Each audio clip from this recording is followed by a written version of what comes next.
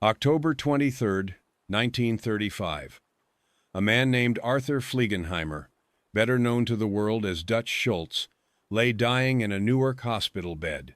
He had been shot multiple times while sitting on a toilet at the Palace Chop House, bullets tearing through his body courtesy of the Commission, the ruling council of the American Mafia, the most feared gangster in New York City. The man the FBI called Public Enemy Number 1 was taking his final breaths. And then a telegram arrived. The nurse read it aloud to him, though by this point Dutch Schultz was delirious, muttering nonsense about French-Canadian bean soup and million-dollar bills. The message was short. 7 words that would make headlines across the entire nation. As ye sow, so shall ye reap. It was signed Madame Queen of Policy.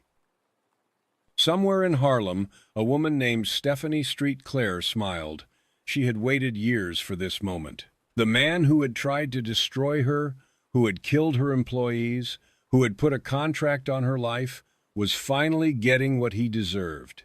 And she wanted him to know, in his final moments of consciousness, that she had won, that he had never broken her, that she, a black immigrant woman, had outlasted the most powerful white gangster in America. But who was this woman? How did a girl born on a tiny Caribbean island become the only person in Harlem brave enough to stand up to Dutch Schultz? How did she build an empire that made her a millionaire during the Great Depression while living next door to the greatest minds of the Harlem Renaissance? This is the story of Madame Queenie, and I promise you, nothing about her life went the way you might expect. Let me take you back to the very beginning. Christmas Eve, 1897. On the island of Guadeloupe, a French colony in the Caribbean, a baby girl was born to a woman named Felicienne. There was no father in the picture, just a single mother, doing everything in her power to give her daughter a fighting chance in a world that had already decided this child was worth nothing. Guadeloupe in the late 1800s was a place still haunted by the ghost of slavery. France had abolished slavery in its colonies in 1848, but the trauma, the poverty, the rigid social hierarchies, those things do not disappear with the stroke of a pen. Black women like Felicienne worked themselves to the bone for pennies, cleaning the homes of white colonizers, washing their clothes, raising their children while their own children waited at home. But Felicienne had a dream. She wanted her daughter to be educated. In a time and place where most black girls never learned to read, Felicienne scraped together every centime she could earn to send Stephanie to school. She worked multiple jobs, rising before dawn and collapsing long after dark. She sacrificed meals so her daughter could have books. She believed, with every fiber of her being, that education was the key to a different life. And Stephanie absorbed it all. She learned to read and write in French, a skill that would prove invaluable in ways her mother could never have imagined. She developed a sharp mind, a quick tongue, and an iron will that she inherited directly from the woman who refused to accept the limitations the world tried to place on them both. Those years of watching her mother fight taught Stephanie something essential. You do not wait for the world to give you permission. You take what you need to survive. But then, when Stephanie was around 15 years old, her mother fell ill. The details of what happened have been lost to time, but we know the outcome. Felicienne could no longer work. The money stopped coming in. And Stephanie, the bright student with dreams of something more, had to leave school to care for the only person in the world who loved her unconditionally. Imagine being 15 years old, watching your mother, your protector, your entire world slowly fade away. Imagine the helplessness of knowing there is nothing you can do, no amount of love or devotion that can save her. Stephanie sat by her mother's bedside, held her hand, and prayed to a God who seemed very far away from their tiny corner of the Caribbean. Felicienne died, and Stephanie was left completely alone. No family to take her in, no inheritance to fall back on. Nothing but the education her mother had sacrificed everything to give her and a burning determination to never, ever be helpless again. She was still a teenager, orphaned in a colony that had no use for poor black girls except as domestic servants destined to repeat the cycle of poverty forever. But Stephanie had other plans. She started saving money, centime by centime, working whatever jobs she could find. She heard whispers about a program called the Caribbean Domestic Scheme, which brought workers from the islands to Quebec, Canada. It was not glamorous work. It was more of the same, cleaning and cooking for wealthy white families. But it was a way out, a door to a different continent, a different life, a different future. Around 1910 or 1911, Stephanie boarded a ship bound for Montreal. She was approximately 15 years old, though some records suggest she may have lied about her age, claiming to be 23 to improve her chances of being accepted. Even then, even as a teenager, she understood that sometimes you have to bend the truth to survive. She would become very good at reinventing herself in the years to come. The journey across the Atlantic took weeks. Most passengers spent the time seasick and miserable, counting the days until they reached land. But Stephanie used every moment productively. She did not speak English, only French and possibly some Spanish. So during those long weeks at sea, she taught herself. She listened to English speakers on the ship, memorized words and phrases, practiced pronunciation until her tongue ached. By the time the ship docked, she could communicate in her new language. Think about that for a moment. A teenage orphan, completely alone, crossing an ocean to a country she had never seen, teaching herself a new language during the journey because she knew she would need it to survive. This was not luck. This was not privilege. This was pure, relentless determination. The same determination that would one day make her the most powerful woman in Harlem. She arrived in Montreal and, as expected, found work as a domestic servant. The details of these years are murky, but we know she did not stay long. Canada was cold, in more ways than one. The opportunities she had dreamed of seemed just as distant as they had been in Guadeloupe. She heard stories about a place called New York City, about a neighborhood called Harlem where black people were building something new, a community, a culture, a chance. In 1912, Stephanie boarded another ship, this one heading south to New York Harbor. She arrived with almost nothing, maybe $25 to her name, a suitcase of worn clothes, and a head full of dreams she had no idea how to achieve. She was processed through immigration, her name recorded on the manifest as Street Clair, a single French national with no occupation. Just another anonymous immigrant in a city that swallowed people whole. She made her way to Harlem, and what she found there must have felt like stepping into another world entirely. The neighborhood was transforming before her eyes, filling with black Americans fleeing the brutal racism of the Jim Crow. South Caribbean immigrants like herself seeking opportunity, artists and musicians and writers who would soon ignite the Harlem Renaissance. There was poverty, yes, and discrimination, but there was also hope. There was community. There was possibility. But Harlem in 1912 was also dangerous, especially for a young woman alone. The streets were full of men who saw her vulnerability as an opportunity. She had no family to protect her, no connections to keep her safe. She was prey in a world of predators, and she learned very quickly that if she wanted to survive, she would have to become something more than prey. She met a man named Duke. The details are sparse, but we know he was a small-time criminal, charming in the way that dangerous men often are, and Stephanie, young and lonely and desperate for connection, fell for him. First love is intoxicating under the best circumstances. For an orphaned immigrant girl with no one else in the world, it must have felt like salvation. But Duke had plans for her that had nothing to do with love. He saw her beauty and her vulnerability and calculated exactly how much money she could make him.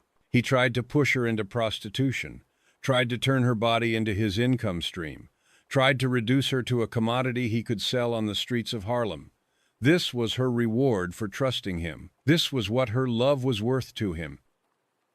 We do not know exactly what happened next.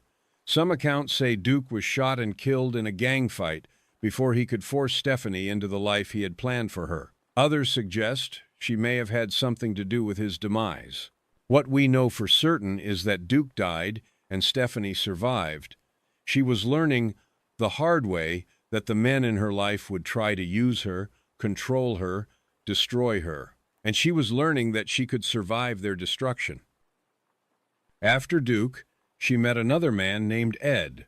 Together, they started a small business selling drugs, likely cocaine or heroin, which were not yet illegal in the way they would become later. Stephanie proved to be remarkably good at business.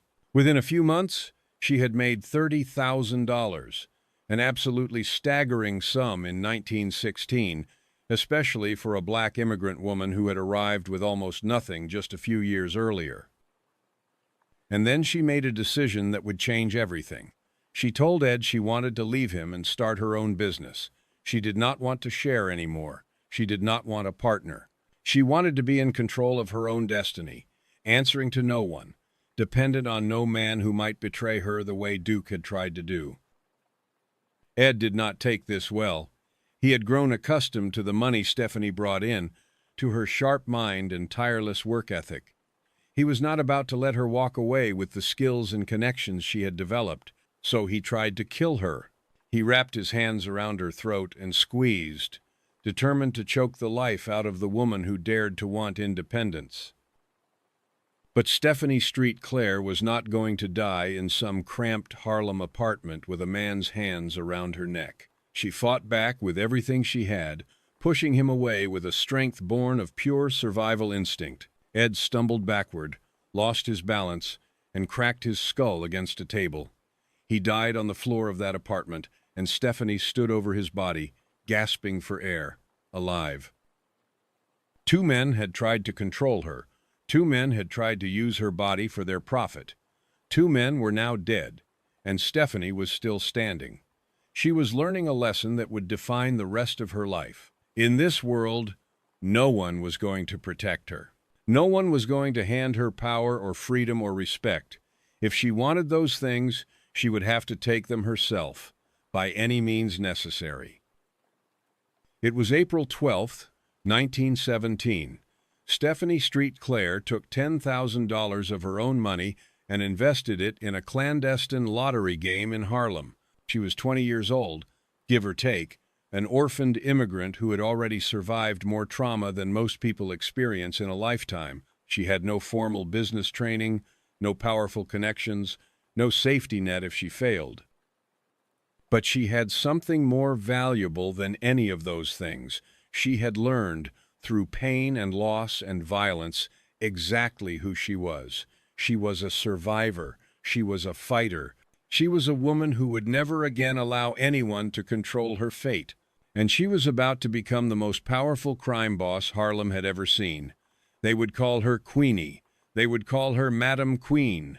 They would call her the queen of the policy rackets.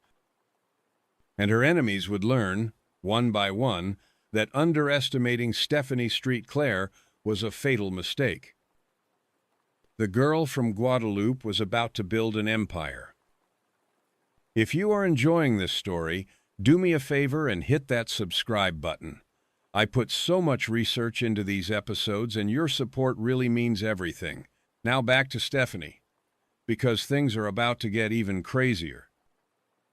Now, before I tell you how Stephanie built her empire, I need to explain what the numbers game actually was, because chances are you have heard the term before without really understanding what it meant. And trust me, once you understand how this worked, you will realize just how brilliant Stephanie Street Clair truly was. In the 1920s, Black Americans were essentially locked out of the legitimate financial system. Banks would not give them loans. Investment firms would not take their money. The stock market was a whites-only club.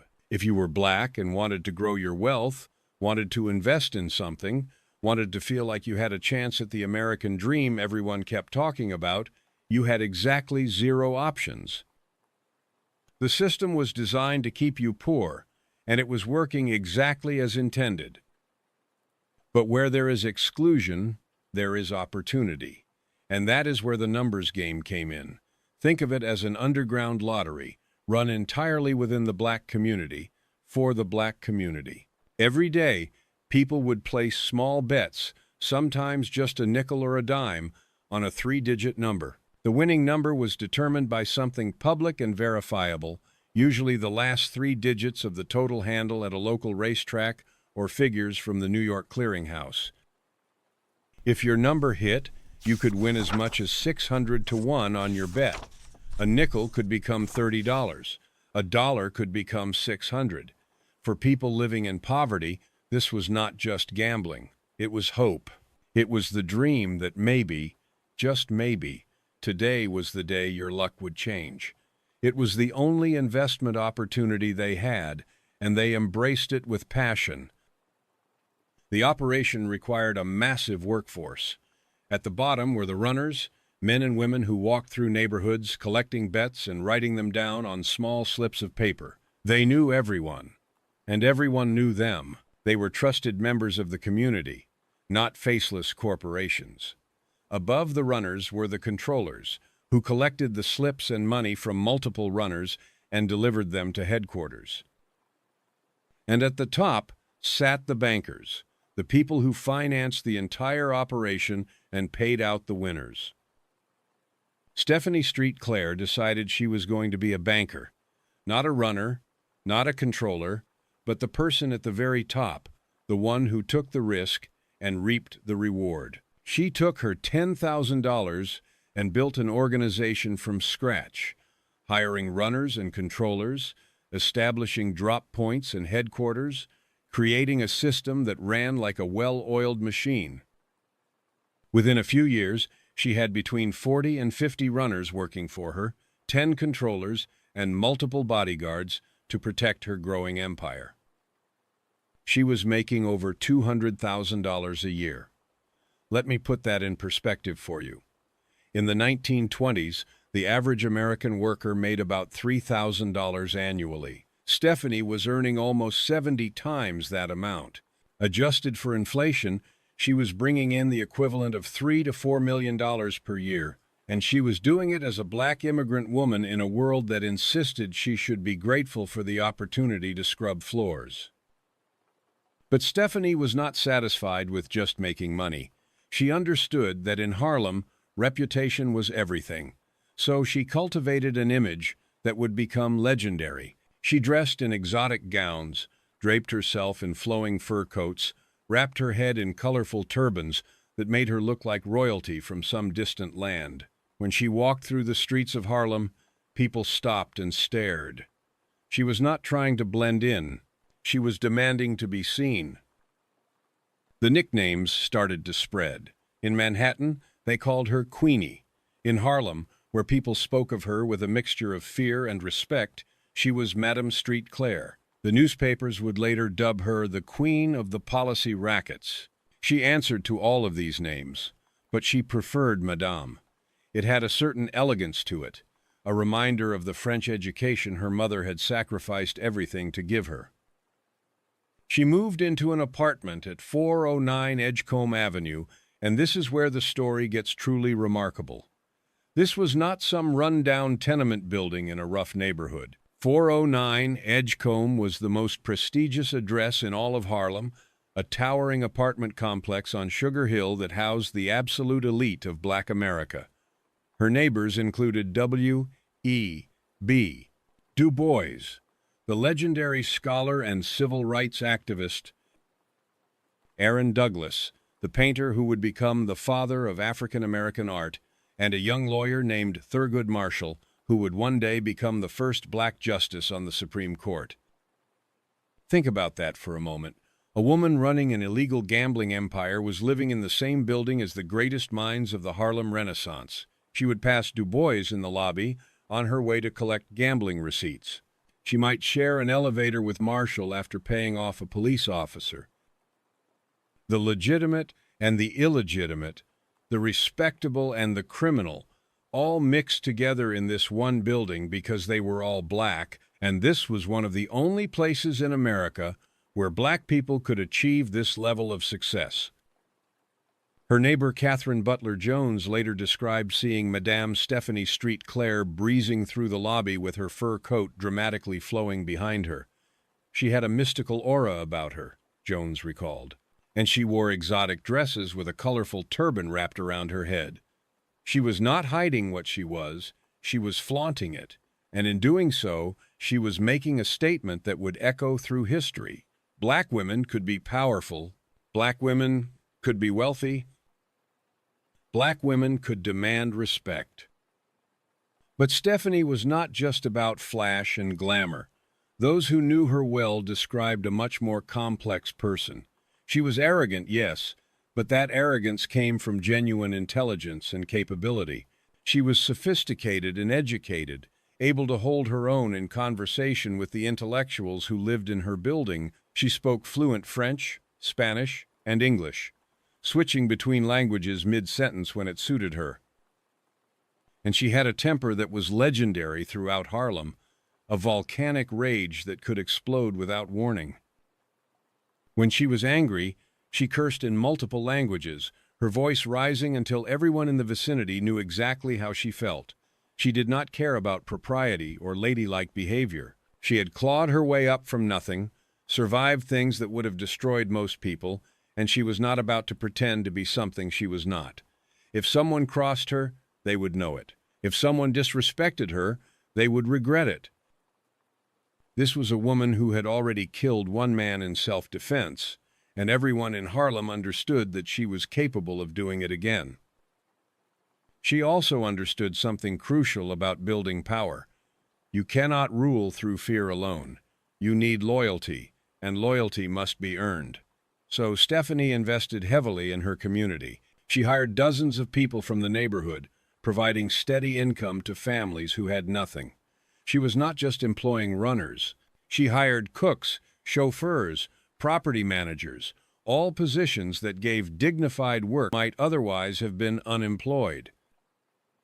She financed small businesses throughout Harlem, using her illegal profits to give loans to entrepreneurs who could never have gotten money from a white-owned bank. Some of these businesses served as drops for her numbers operation, but many were completely legitimate.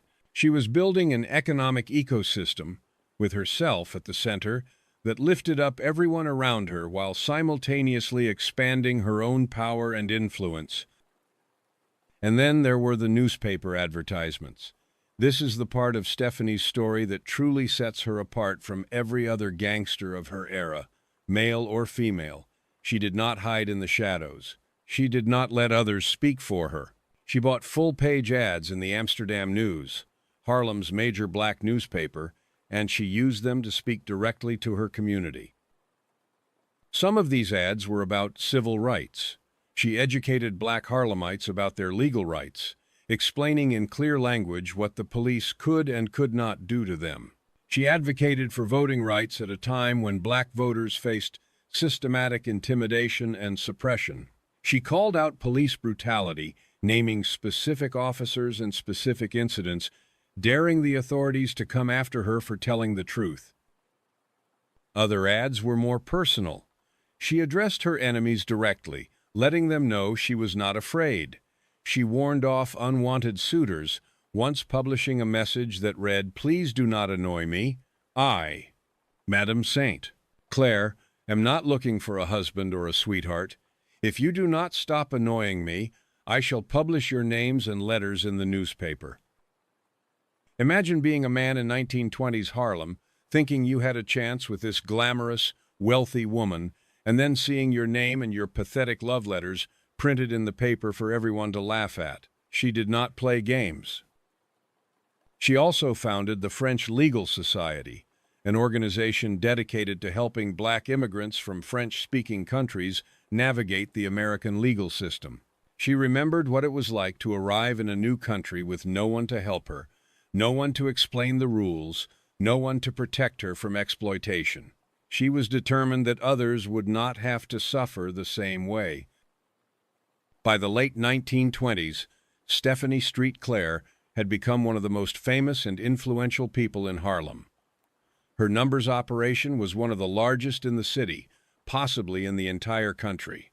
She had amassed a personal fortune of around $500,000 in cash, the equivalent of $8 to $9 million today. She owned multiple apartment buildings, generating legitimate income alongside her criminal enterprise. She had the respect of the community and the fear of her enemies. But success in the underworld always comes with a target on your back, and Stephanie had two very powerful groups of enemies circling her like sharks who smell blood in the water. The first was the New York Police Department. Now, you might think the police would simply arrest her and shut down her operation. But the relationship between the numbers game and the NYPD was far more complicated than that. Many officers were on the take, accepting bribes in exchange for looking the other way. Stephanie herself paid $6,000 to police officers attached to the West 123rd Street station, buying protection for her runners and controllers. But protection money only buys so much loyalty. Some officers resented her success. Some were jealous of the money she was making. Some simply could not tolerate the idea of a black woman being more powerful than they were. They harassed her constantly, shaking down her employees, demanding more and more money, making it clear that her continued freedom depended entirely on their goodwill, and their goodwill could be revoked at any moment. The second group of enemies was even more dangerous. White gangsters, specifically the Jewish and Italian mobs that controlled much of New York's criminal underworld, had started to notice just how much money was flowing through Harlem's numbers game. For years, they had largely ignored this market, content to focus on bootlegging during Prohibition, but that would not last forever. Stephanie could feel the pressure building. She knew that eventually someone would try to take what she had built. Someone would decide that a black woman had no right to this much power and money. Someone would come for her crown. And she was right, because in just a few years, a man named Dutch Schultz would turn his attention to Harlem. And when he did, he would discover that Stephanie Street, Clair was not like the other bankers he had intimidated and destroyed. He would discover that she would rather burn everything to the ground than hand it over to a white gangster. He would discover, too late, that Madame Queenie was the most dangerous woman in New York. But before that war could begin, the police would make their move, and Stephanie would face a choice that would define her legacy. She could stay quiet, pay her bribes, and hope the system protected her, or she could fight back in the most public, most audacious way possible. If you know anything about Stephanie Street Clair by now, you already know which option she chose. The Queen was about to go to war. December 30th, 1929, the stock market had crashed just 2 months earlier, plunging America into the beginning of what would become the Great Depression. Breadlines were forming across the country. Banks were failing. Millionaires were throwing themselves out of windows. But in Harlem, the numbers game was still thriving because poor people always need hope, and hope was the one thing Stephanie Street Clair was selling. On that cold December night, Stephanie was leaving what the police called a numbers house, one of the locations where her operation collected bets and processed slips. She was dressed in her usual style, fur coat, elegant dress, turban wrapped around her head like a crown. She had no reason to expect trouble. She had paid her protection money. She had followed the unwritten rules. The system was supposed to work. 3 police officers rushed her. They did not ask questions. They did not read her rights. They simply grabbed her, searched her, and miraculously discovered policy slips in her possession. She was arrested on the spot, dragged to the station like a common street criminal, photographed and fingerprinted and thrown into a holding cell. The Queen of Harlem had been caged. Now here is what you need to understand about this arrest. Stephanie Street Clair was many things, but she was not stupid. As the boss of one of the largest numbers operations in the city, she would never, ever carry incriminating evidence on her person. That is what employees were for. That is what layers of organization were for. The idea that she would walk around with policy slips in her pocket is absurd. She was framed, and everyone knew it. 2 days later, on January 1st, 1930, Stephanie did something that no one expected. She bought a full-page advertisement in the Amsterdam News and declared war. "I have been arrested and framed," she wrote, "by 3 of the bravest and noblest cowards who wear civilian clothes." She named the officers. She detailed what they had done. She let all of Harlem know that the police were corrupt, that they had targeted her specifically, that they were no different from the criminals they claimed to fight. The police were furious. They had expected her to stay quiet, to take her punishment, and be grateful it was not worse. They had expected her to understand that she was a black woman in their city, subject to their rules, dependent on their tolerance. Instead, she had publicly humiliated them. She had called them cowards in front of their own community. She had made it clear that she was not afraid. In March of 1930, Stephanie was convicted of gambling charges and sentenced to serve time in a workhouse on Welfare Island. For those who do not know, Welfare Island, now called Roosevelt Island, was a narrow strip of land in the East River that housed some of New York's most depressing institutions. Prisons, hospitals, asylums, all clustered together like a collection of human misery. This is where they sent the Queen of Harlem to break her spirit.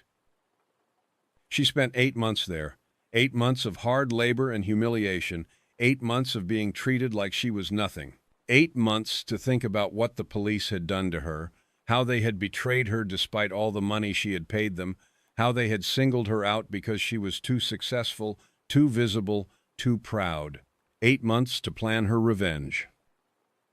Because here's the thing about Stephanie Street Clair.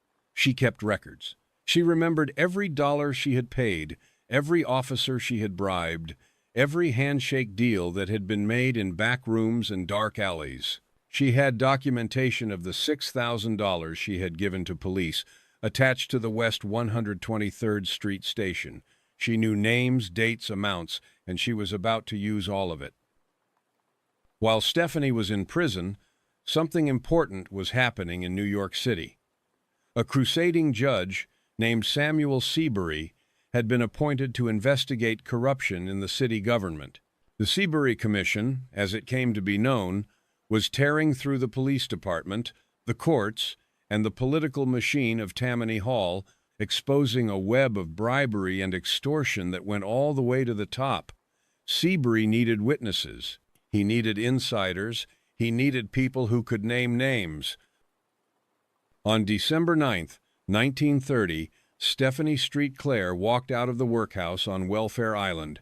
She had served her time. She had paid her debt to society. And now, society was about to pay its debt to her. The very next day, headlines exploded across Harlem. "Madame Street Clair bears policy protection," screamed the Amsterdam News. The 40-something-year-old numbers queen had thrown a bombshell into the investigation of the policy racket, police, and magistrates' court. She declared that she had paid $6,000 to a lieutenant and plainclothes officers for protection of her gambling operation. But she did not stop there. She testified before the Seabury Commission itself, sitting in a room full of lawyers and judges and investigators, calmly and methodically laying out everything she knew. She explained how the system worked, how bankers like herself paid regular bribes to police officers, how those officers then protected the operation from arrest. She explained that she had paid her money faithfully, only to be arrested anyway when the police decided they wanted more. She named names. She provided details. She held nothing back. And when the commission asked her why she was coming forward now, why she was betraying the very officers who had once protected her, she told them the truth. Because they had betrayed her first. Because they had taken her money and then arrested her anyway, because they had tried to destroy her, and she was not the kind of woman who let that go unpunished. The fallout was immediate and devastating. More than a dozen police officers were suspended from the force. Careers that had been built on decades of corruption crumbled overnight. The men who had thought they could treat Stephanie Street Claire, as just another criminal to be exploited, discovered that she was far more dangerous than they had ever imagined. She had not just survived their attack, she had turned it into a weapon and aimed it right back at them. The newspapers called her a militant enemy of the Harlem police. They were not wrong. From that moment on, Stephanie Street Clair was at war with law enforcement, and she would never back down. She continued to run her numbers operation, but now she did it with the knowledge that the police would come for her again. They would try to destroy her again, and she would fight them again, as many times as it took. But there was a cost to this war. The police might have been humiliated, but they were not defeated. They still had power, still had badges and guns and the full weight of the law behind them. They could not arrest Stephanie without evidence, but they could make her life difficult in 1,000 small ways. They could harass her employees, they could raid her businesses, they could make it clear to everyone in Harlem that associating with Madame Street, Claire came with risks. And there was another problem. Stephanie had revealed something dangerous when she testified before the Seabury Commission. She had shown the world exactly how much money was flowing through Harlem's numbers game. She had put a spotlight on an industry that generated millions of dollars every year, right in the middle of the Great Depression, when legitimate businesses were failing left and right. People were paying attention now. The wrong kind of people.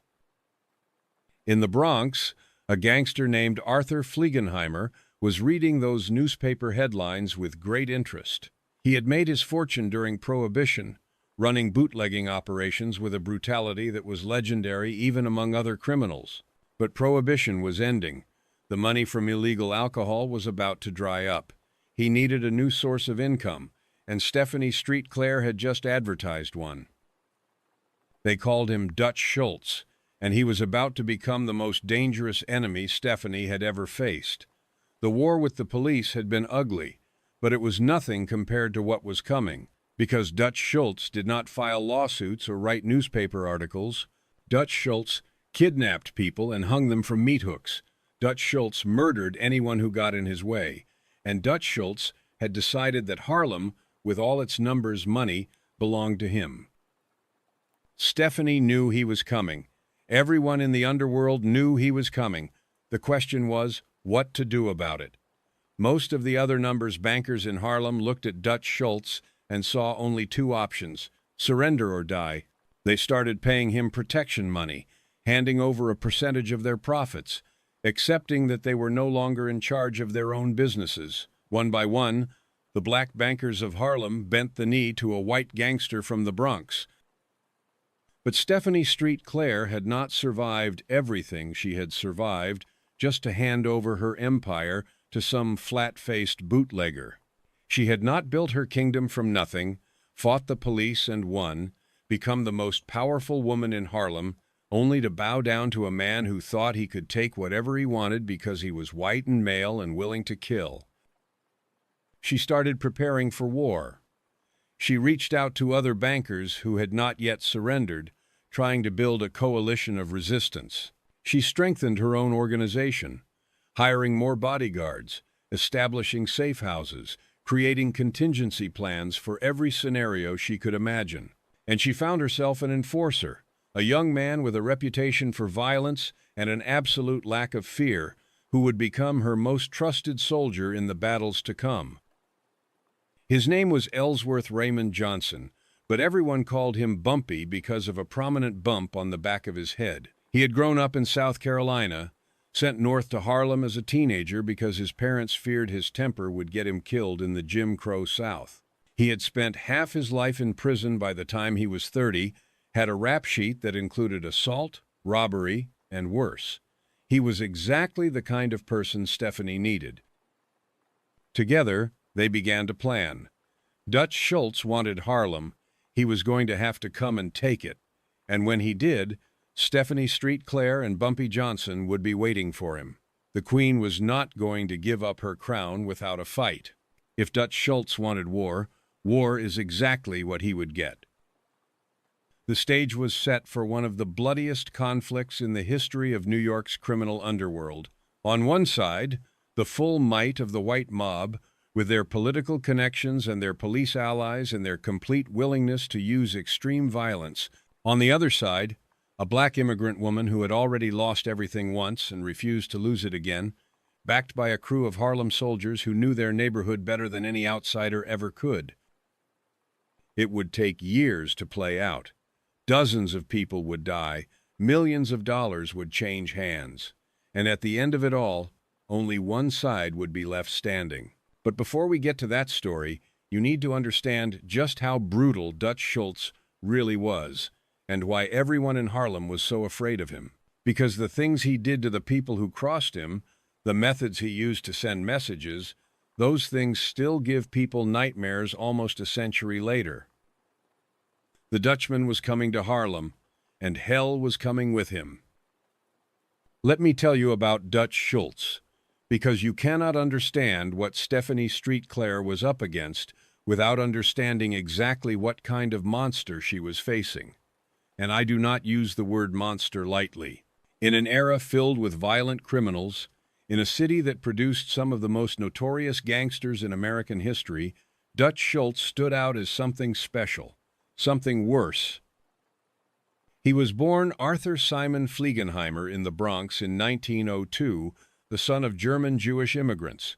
His father abandoned the family when Arthur was 14, leaving his mother to raise him alone in poverty. He dropped out of school, joined a street gang called the Bergen Gang, and quickly discovered that he had a talent for violence, not just a willingness to use it, but a genuine enjoyment of it. Hurting people made him feel powerful. It made him feel alive.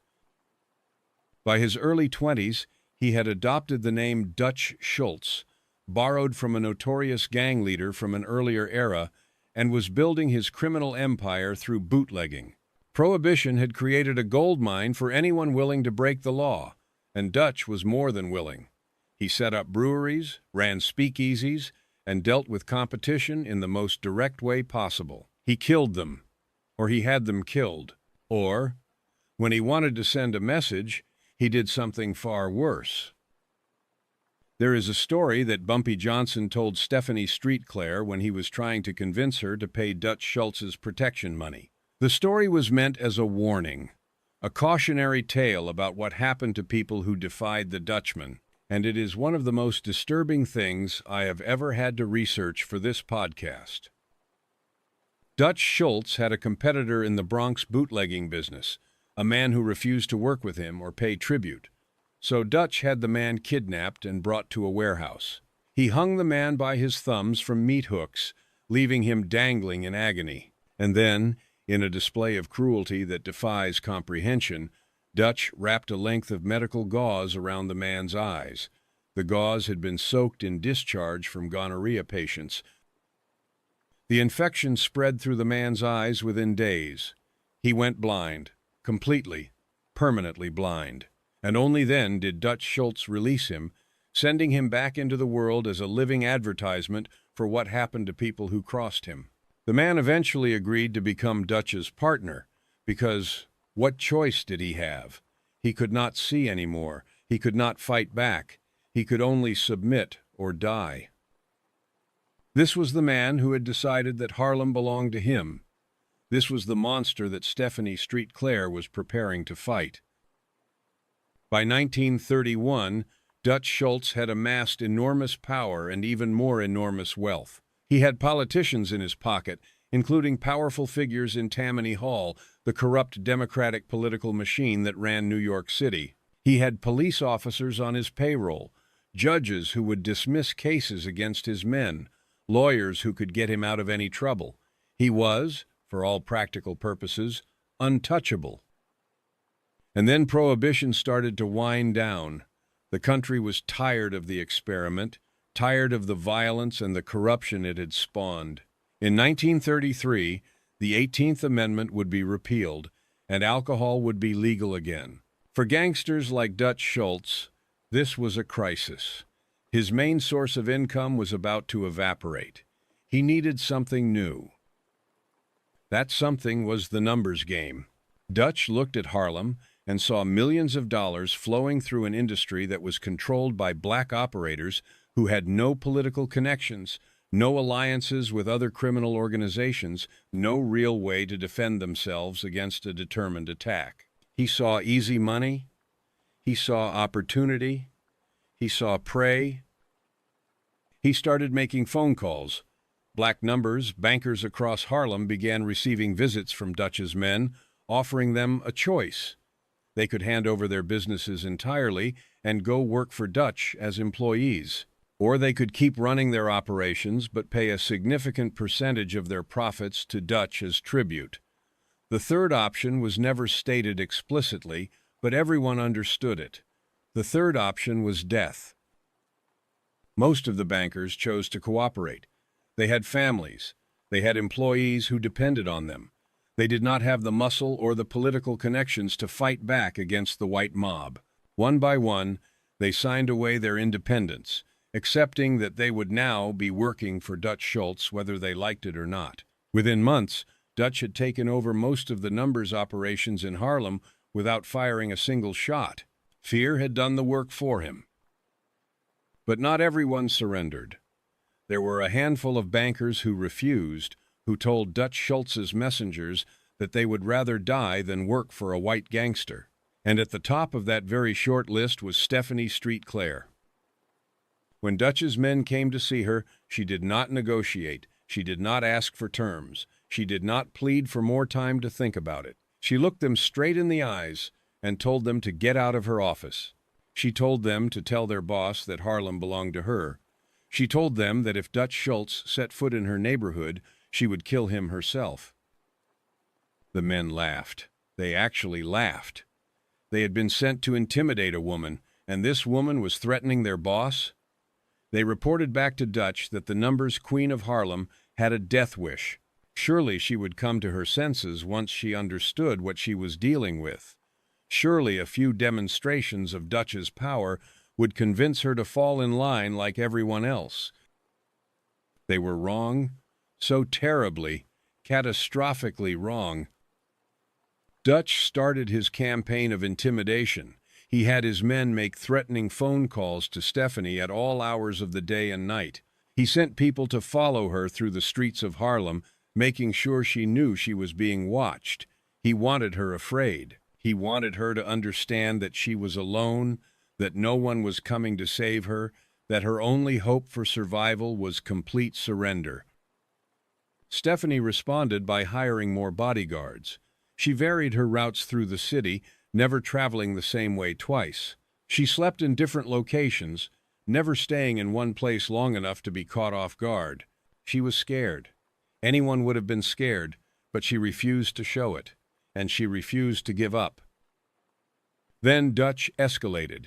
He sent his men into Harlem with baseball bats and brass knuckles, and they started attacking the storefronts that served as drops for Stephanie's numbers operation. They smashed windows, destroyed property, beat anyone who tried to stop them.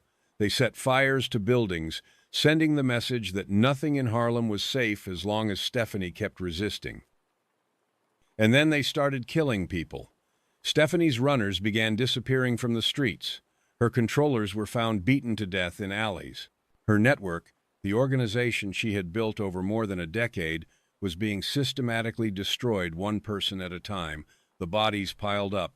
Estimates vary, but at least 40 people were killed in the gang war that followed Dutch Schultz's invasion of Harlem. 40 lives ended because a white gangster wanted money that black people had earned.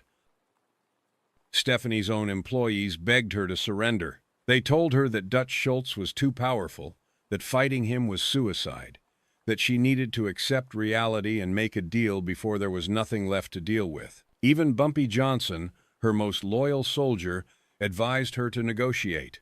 He had seen what Dutch did to his enemies. He did not want to see it happen to her.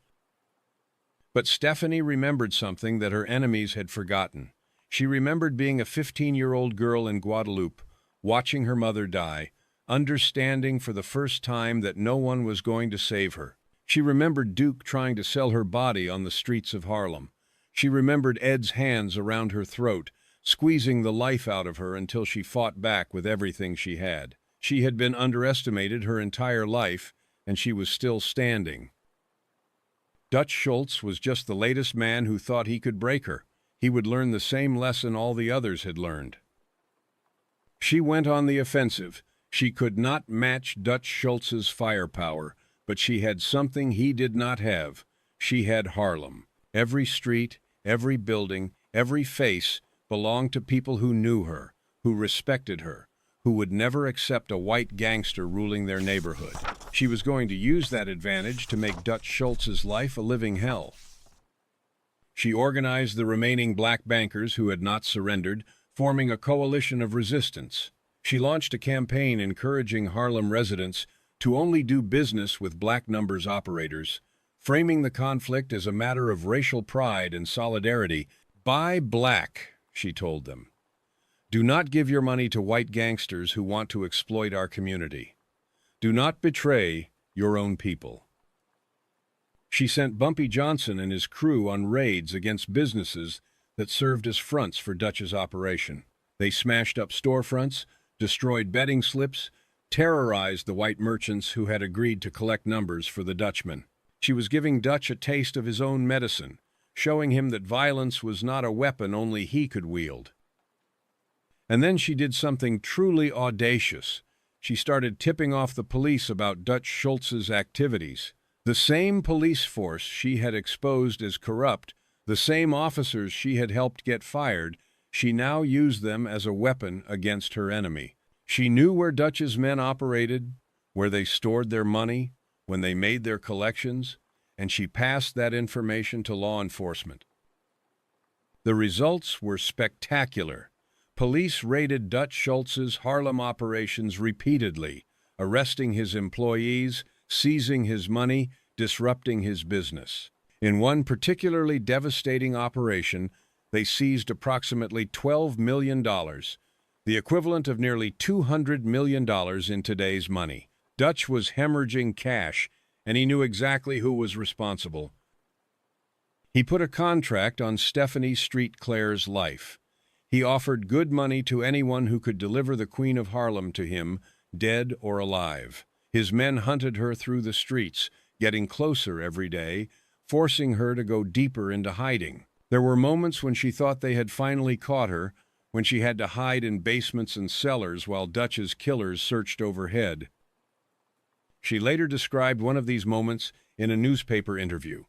She was hiding in a cellar while one of Dutch's men searched the building above her. The superintendent of the building, a friend of hers, covered her with coal, burying her under the black rocks until she was invisible in the darkness. She lay there for hours, barely breathing, listening to footsteps on the floor above, waiting to see if this was the day she finally died. The footsteps eventually went away. She survived. Again. The war dragged on through 1933 and into 1934. Both sides were bleeding money and losing soldiers. Dutch Schultz was spending a fortune trying to maintain his grip on Harlem while simultaneously fighting legal battles, as Special Prosecutor Thomas Dewey had begun targeting him for tax evasion. Stephanie was watching her empire crumble piece by piece, losing businesses and employees and friends to Dutch's relentless campaign of violence. Neither side would surrender. Neither side could win. They were locked in a stalemate that seemed like it could only end when one of them was dead. But fate, as it so often does, had other plans. Because Dutch Schultz was not just fighting Stephanie Street Clair, he was fighting his own allies, making enemies within the very criminal organization that was supposed to protect him. And those enemies were about to solve Stephanie's problem in the most permanent way possible. The Dutchman's days were numbered. He just did not know it yet. By 1934, Dutch Schultz had a problem much bigger than Stephanie Street Clair. His name was Thomas Edmund Dewey, and he was the most dangerous man in New York if you happened to be a criminal. Dewey was a special prosecutor with a mandate to clean up organized crime in the city, and he had set his sights on the Dutchman with the intensity of a man possessed. Dewey was methodical, brilliant, and absolutely incorruptible. Unlike the judges and politicians Dutch had bought over the years, Dewey could not be bribed or intimidated.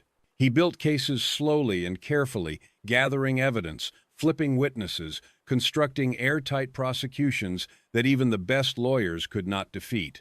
He had already sent several major gangsters to prison, and everyone knew that Dutch Schultz was next on his list.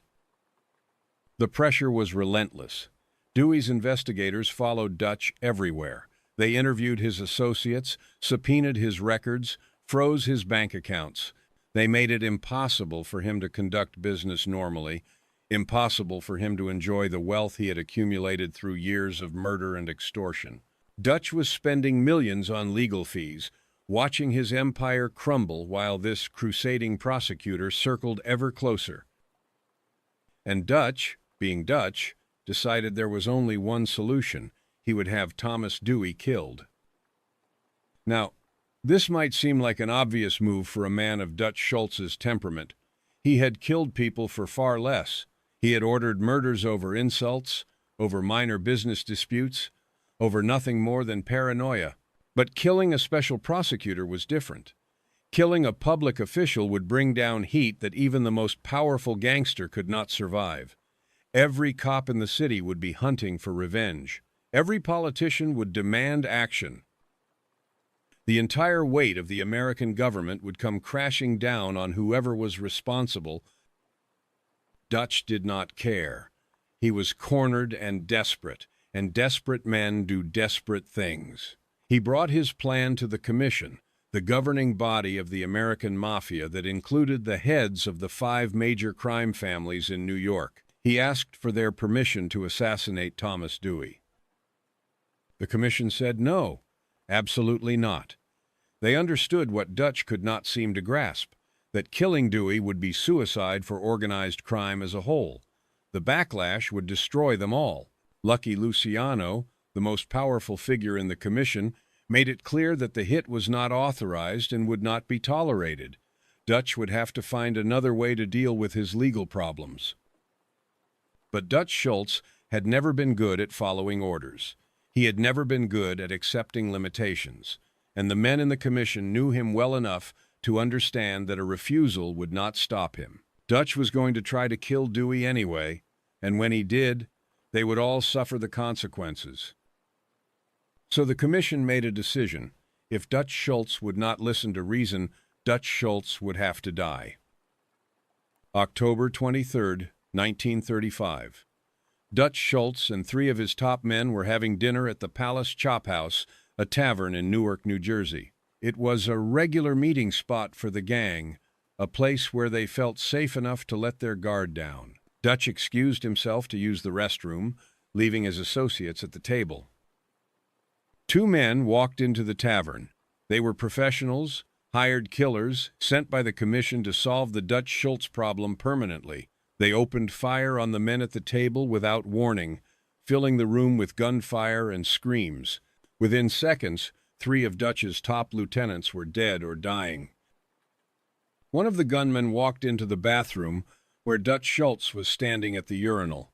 He raised his pistol and fired, hitting Dutch in the abdomen. The bullet tore through his intestines, causing massive internal damage.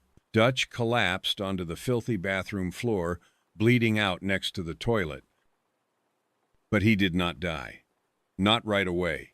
Dutch Schultz was rushed to the hospital, where doctors fought to save his life. He lingered for almost 24 hours, drifting in and out of consciousness, muttering delirious nonsense that police stenographers frantically tried to record. His last words became famous for their incoherence. French-Canadian bean soup. A boy has never wept nor dashed 1,000 kim. The words of a dying brain, firing randomly, making connections that existed only in the fog of approaching death. And while Dutch lay dying in that Newark hospital bed, a telegram arrived. The nurse read it aloud, though by that point it is doubtful Dutch could understand anything at all. The message was short and devastating. As ye sow, so shall ye reap. It was signed Madame Queen of Policy. Stephanie Street Clair had gotten the last word. News of the telegram spread through Harlem like wildfire. The Queen had done it. She had outlasted the most dangerous man in New York. She had refused to bow, refused to break, refused to surrender, and now her enemy was dead, and she was still standing. People celebrated in the streets, not because they loved violence, but because a black woman had proven that she could not be destroyed by anyone, not even the devil himself. The telegram made headlines across the entire country. Newspapers from coast to coast ran stories about the fearless numbers queen who had sent a deathbed message to the gangster who had tried to kill her. Stephanie Street. Claire became, overnight, the most famous black woman in America's criminal underworld. She had achieved something that no one thought possible. She had beaten Dutch Schultz. But victory came at a cost. The war had decimated her organization. Many of her best people were dead or had fled. The businesses she had built over more than a decade were in ruins. The police were watching her more closely than ever, waiting for any excuse to arrest her again. And while Dutch Schultz was dead, the criminal networks he had built still existed. Someone would have to fill the power vacuum, and that someone was not going to be Stephanie Street Clair. After Schultz's death, Lucky Luciano and the Commission moved quickly to consolidate control over Harlem. They had no interest in another bloody war. They wanted stability, predictability, profits. And they understood that they could not simply take over Harlem themselves. The neighborhood would never accept direct Italian control. They needed a black face to manage things on the ground. That face was Bumpy Johnson. The negotiations were delicate. Bumpy had been Stephanie's most loyal soldier, had stood by her through the worst of the war with Dutch Schultz, had risked his life countless times fighting for her empire. But Bumpy was also a pragmatist. He understood that Stephanie could not rebuild what she had lost, not with the Commission controlling everything around her. The only way forward was to cut a deal. Stephanie passed her criminal business to Bumpy Johnson.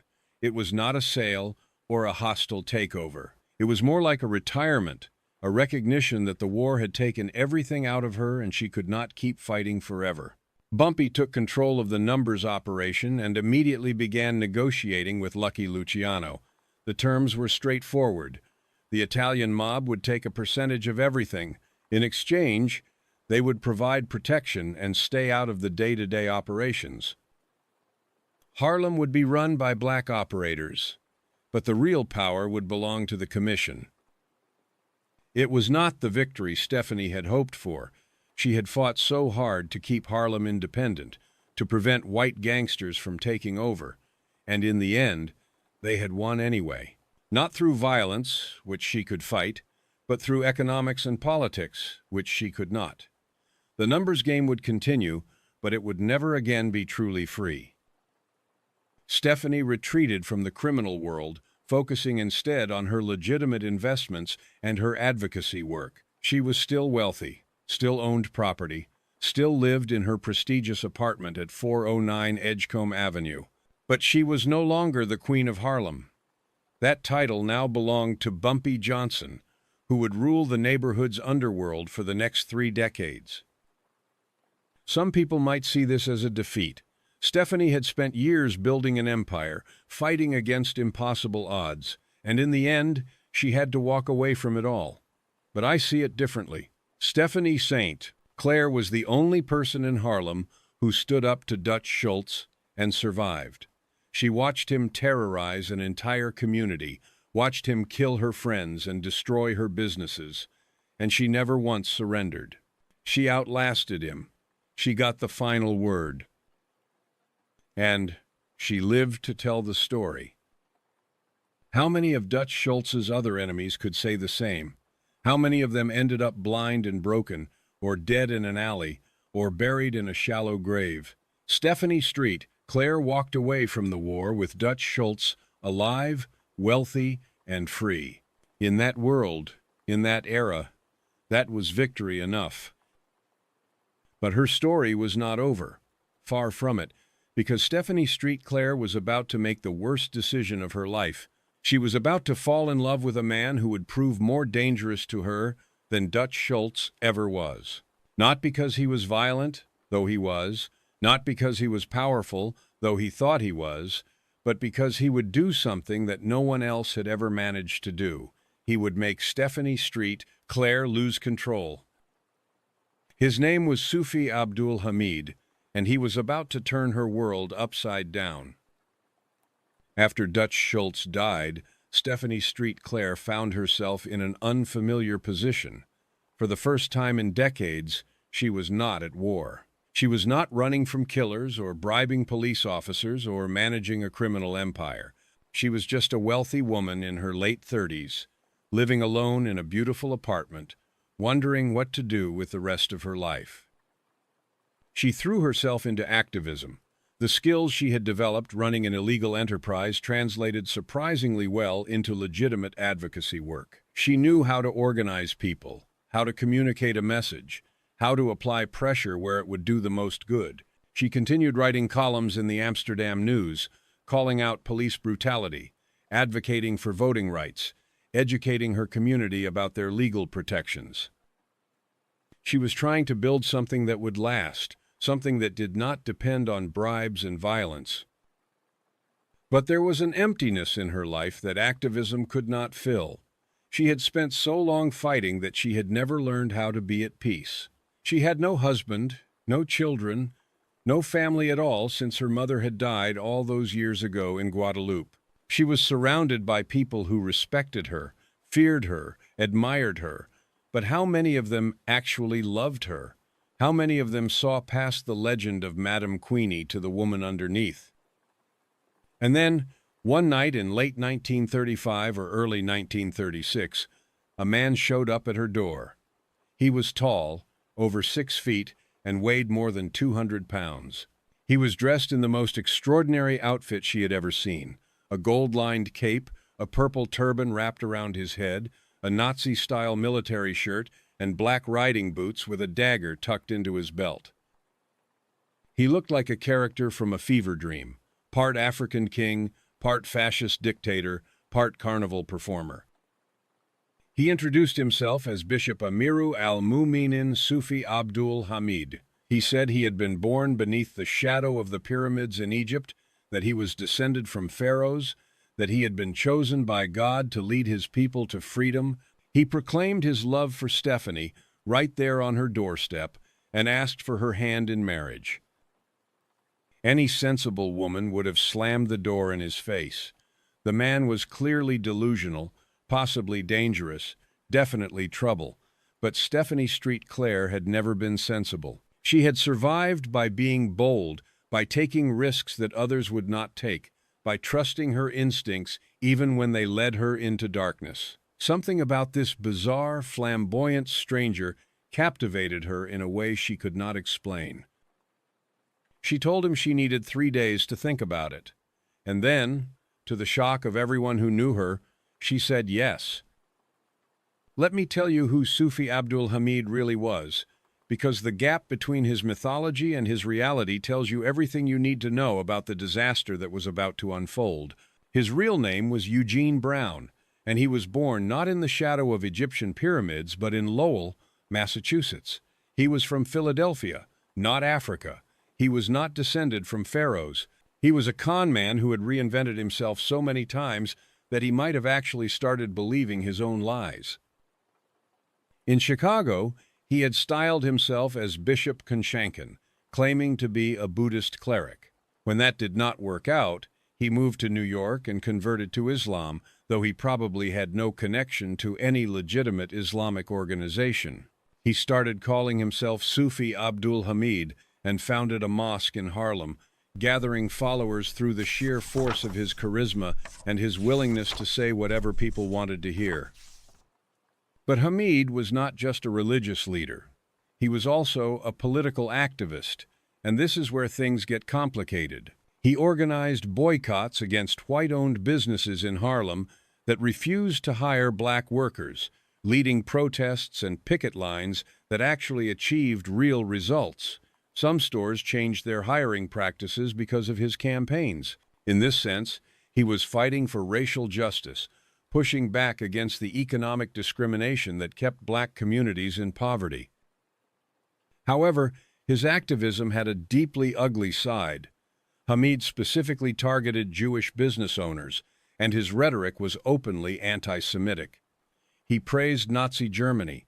He admired Adolf Hitler. He wore that Nazi-style military shirt deliberately as a statement of his beliefs.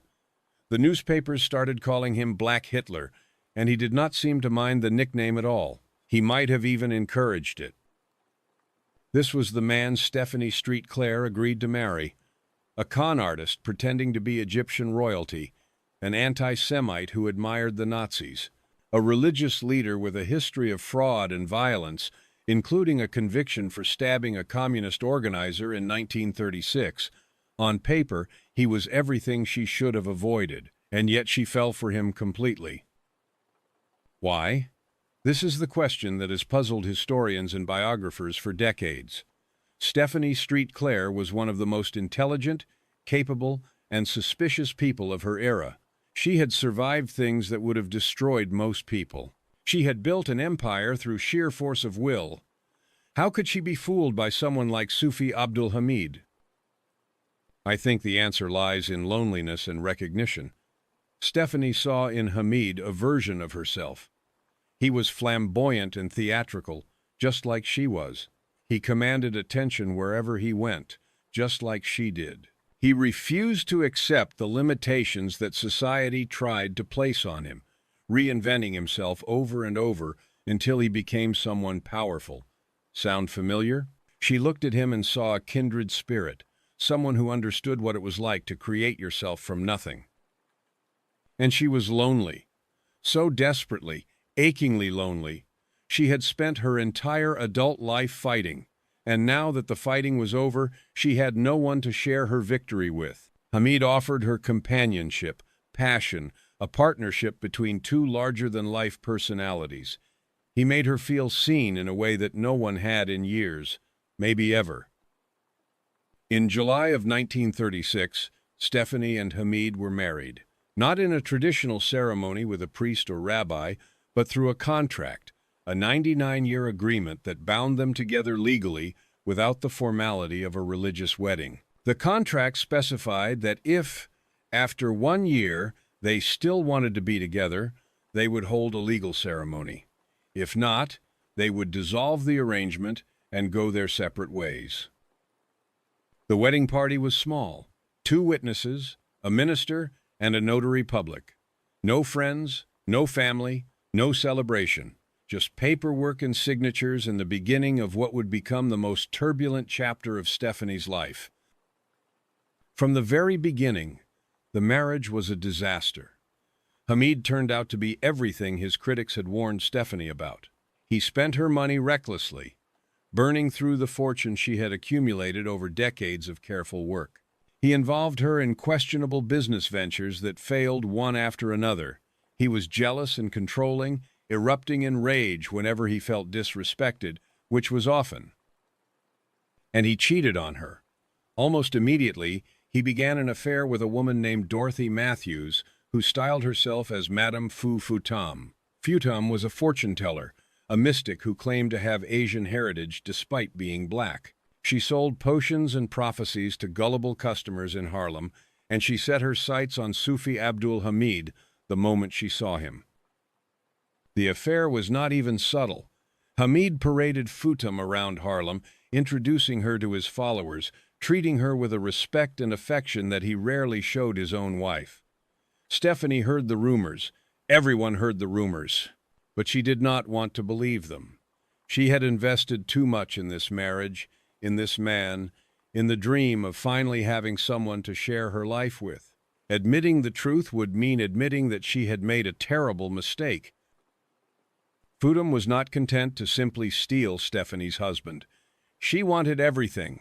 According to Stephanie, Futam actually tried to poison her, sending gifts of food that were tainted with something that made her violently ill. Whether this was true or paranoia, we will never know, but Stephanie believed it. She believed that this woman was trying to kill her so she could have Hamid and his access to Stephanie's money all to herself. The situation deteriorated throughout 1937. Hamid and Futam started new businesses using Stephanie's money, ventures that she had never approved and that seemed designed primarily to enrich themselves at her expense. Hamid became more brazen about the affair, barely bothering to hide it anymore. He was gambling away her savings, cheating on her openly, and showing no remorse whatsoever. Stephanie confronted him repeatedly. The arguments were legendary. Two volcanic personalities screaming at each other in multiple languages, the neighbors probably wondering if they should call the police. But nothing changed. Hamid would apologize, would promise to do better, and then would go right back to Futam the moment Stephanie's back was turned. The woman who had stared down Dutch Schultz, who had survived the most dangerous gangster in New York, was being humiliated by a con man in a purple turban. And the worst part was that she had no one to blame but herself. She had chosen this. She had ignored every warning sign, every red flag, every voice telling her that Sufi Abdul Hamid was bad news. She had let her loneliness blind her to reality, and now she was paying the price. By January of 1938, Stephanie had reached her breaking point. The money was gone. The marriage was a joke. Her reputation was being destroyed by her association with this man and his anti-Semitic campaigns. Everything she had built over a lifetime was crumbling because she had trusted the wrong person. She had tried everything else. Talking had not worked. Threats had not worked. Legal action was complicated by the unusual nature of their marriage contract. There was only one option left, the option she had always fallen back on when words failed: violence. On January 18, 1938, Stephanie Street Clair picked up a .38 caliber revolver and went looking for her husband. January 18, 1938. It was a Tuesday afternoon, around 3:10 in the afternoon. The streets of Harlem were bustling with their usual energy, crowds of people going about their daily business, streetcars rattling up and down 125th Street, the newly reopened Apollo Theater drawing music lovers from across the city. Just another ordinary day in the neighborhood that never slept. Inside a building at 309 West 125th Street, less than a block from the Apollo, Sufi Abdul Hamid was climbing the stairs to the third floor. He was on his way to see a lawyer, probably to discuss one of the many business ventures he had started with his wife's money. He had no idea that his wife was already in the building, waiting for him. He had no idea that she had a .38 caliber revolver in her purse. He had no idea that his life was about to change forever. Stephanie Street Clair had come for answers, or maybe she had come for revenge, or maybe she did not know herself what she intended to do when she found him. All those years of discipline and calculation, all that careful planning that had allowed her to build an empire and survive a war with the most dangerous gangster in New York, all of it had been burned away by months of humiliation and betrayal. She was operating on pure emotion now, and emotions are dangerous things. She found him in the third-floor hallway. They argued. The details of what was said have been lost to history, but we can imagine the accusations, the denials, the excuses that had been repeated so many times they had lost all meaning. Stephanie had heard it all before. The promises to change, the claims that Futam meant nothing, the attempts to make her feel crazy for suspecting what everyone in Harlem already knew to be true. But this time, Stephanie was done listening. She pulled out the revolver and fired. The sound of the gunshot echoed through the hallway, bouncing off walls and slithering down staircases. She fired again, and again, 3 bullets, aimed at the man she had loved, the man who had betrayed her, the man who had taken everything she offered and given nothing in return. Outside on the street, no one seemed to notice. The noise of the city swallowed the sound of the shots, but inside the building, 2 people heard everything. An elevator operator named Clarence Dade and a housewife named Nettie Roach both heard the gunfire and would later testify about what they had witnessed. Stephanie Street Clair, the legendary Queen of Harlem, had just shot her husband. Here is the remarkable thing. She missed. All 3 bullets missed. The closest she came to hitting Hamid, according to his later testimony, was nicking his teeth. Whether this was incredibly bad aim or whether some part of her had never truly intended to kill him, we will never know. But Sufi Abdul Hamid walked away from that encounter with nothing more than a chipped tooth and a story that would make headlines across the country. The police arrived within minutes. Stephanie made no attempt to flee. She stood there in the hallway, the smoking gun still in her hand, and waited for them to take her away. She had survived so much in her life, had escaped so many situations that should have been the end of her, but this time she did not run. Maybe she was tired of running. Maybe she wanted to face the consequences of what she had done. Maybe she simply did not care anymore. She was arrested and charged with attempted murder. The newspapers exploded with the story. Madame Queen shoots husband. Numbers Queen goes gunning for spouse. Policy racketeer in love, triangle shooting. The woman who had sent that famous telegram to Dutch Schultz was back in the headlines, but this time as a defendant rather than a victor. The trial that followed was a sensation, the kind of courtroom drama that packed the galleries with spectators and kept reporters scribbling furiously in their notebooks. Stephanie hired good lawyers, and they went after Sufi Abdul Hamid with everything they had. Their strategy was simple: destroy his credibility, expose him as the fraud he was, make the jury understand that this man had driven a good woman to madness through his lies and betrayals. It worked better than anyone could have hoped. Under cross-examination, Hamid's carefully constructed mythology collapsed completely. He was forced to admit that his name was not really Sufi Abdul Hamid. It was Eugene Brown. He was forced to admit that he was not from Egypt. He was from Philadelphia. He was forced to admit that he was not descended from pharaohs. He was just a man who had made up stories to impress people. And then came the revelation about Madame Futam. Hamid tried to deny the affair at first, but the evidence was overwhelming. Witnesses testified that they had seen him with Futam repeatedly, in public, making no effort to hide their relationship. Futam herself was called to testify, and her presence in the courtroom was a humiliation for Hamid. Everyone could see the truth now. This man had married a wealthy, powerful woman, spent her money, cheated on her openly, and then acted surprised when she finally snapped. Stephanie testified in her own defense. She sat in the witness box, dressed impeccably as always, and told her story with the same directness that had characterized her entire life. She did not deny shooting at Hamid. How could she? But she offered an explanation that was both a defense and an accusation.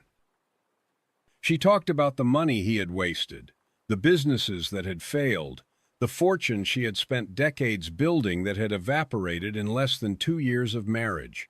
She talked about the affair with Futam, about the humiliation of watching her husband parade his mistress through the streets of Harlem while everyone whispered behind her back.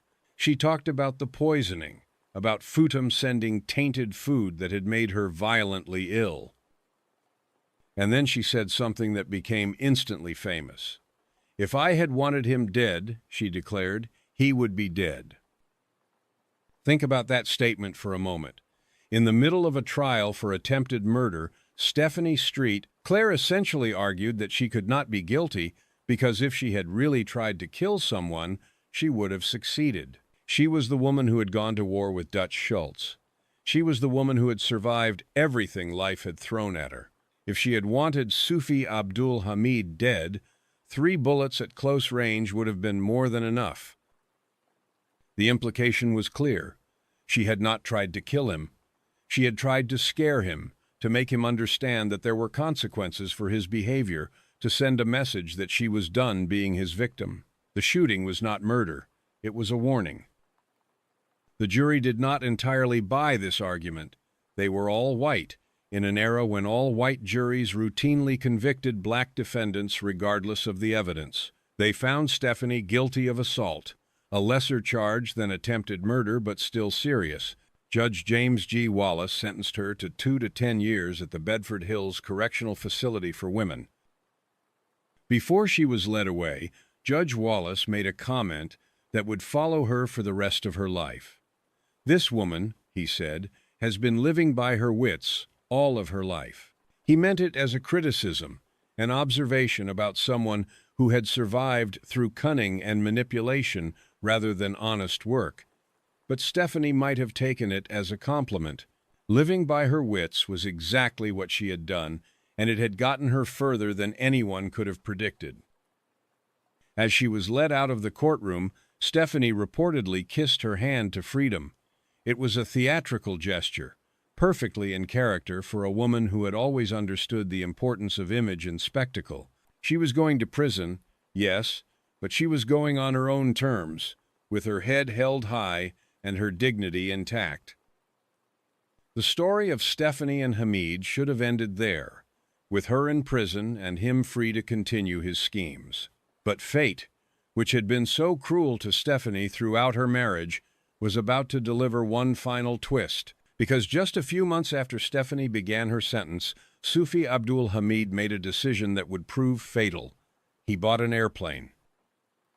Hamid had always loved grand gestures, loved anything that would make him seem important and powerful and special. Owning a private plane was the ultimate status symbol, proof that he had truly made it in America. Never mind that he did not know how to fly. He hired a white pilot to take him up whenever he wanted to impress his followers. But Hamid was also cheap, even with other people's money. He did not like paying for fuel, so he developed a habit of flying with the tank nearly empty, telling his followers that this proved he was not wasting money on unnecessary luxuries. It was a stupid, reckless thing to do, the kind of decision that only a man with more ego than sense would make. On July 30th, 1938, Hamid and his pilot took off from an airfield on Long Island.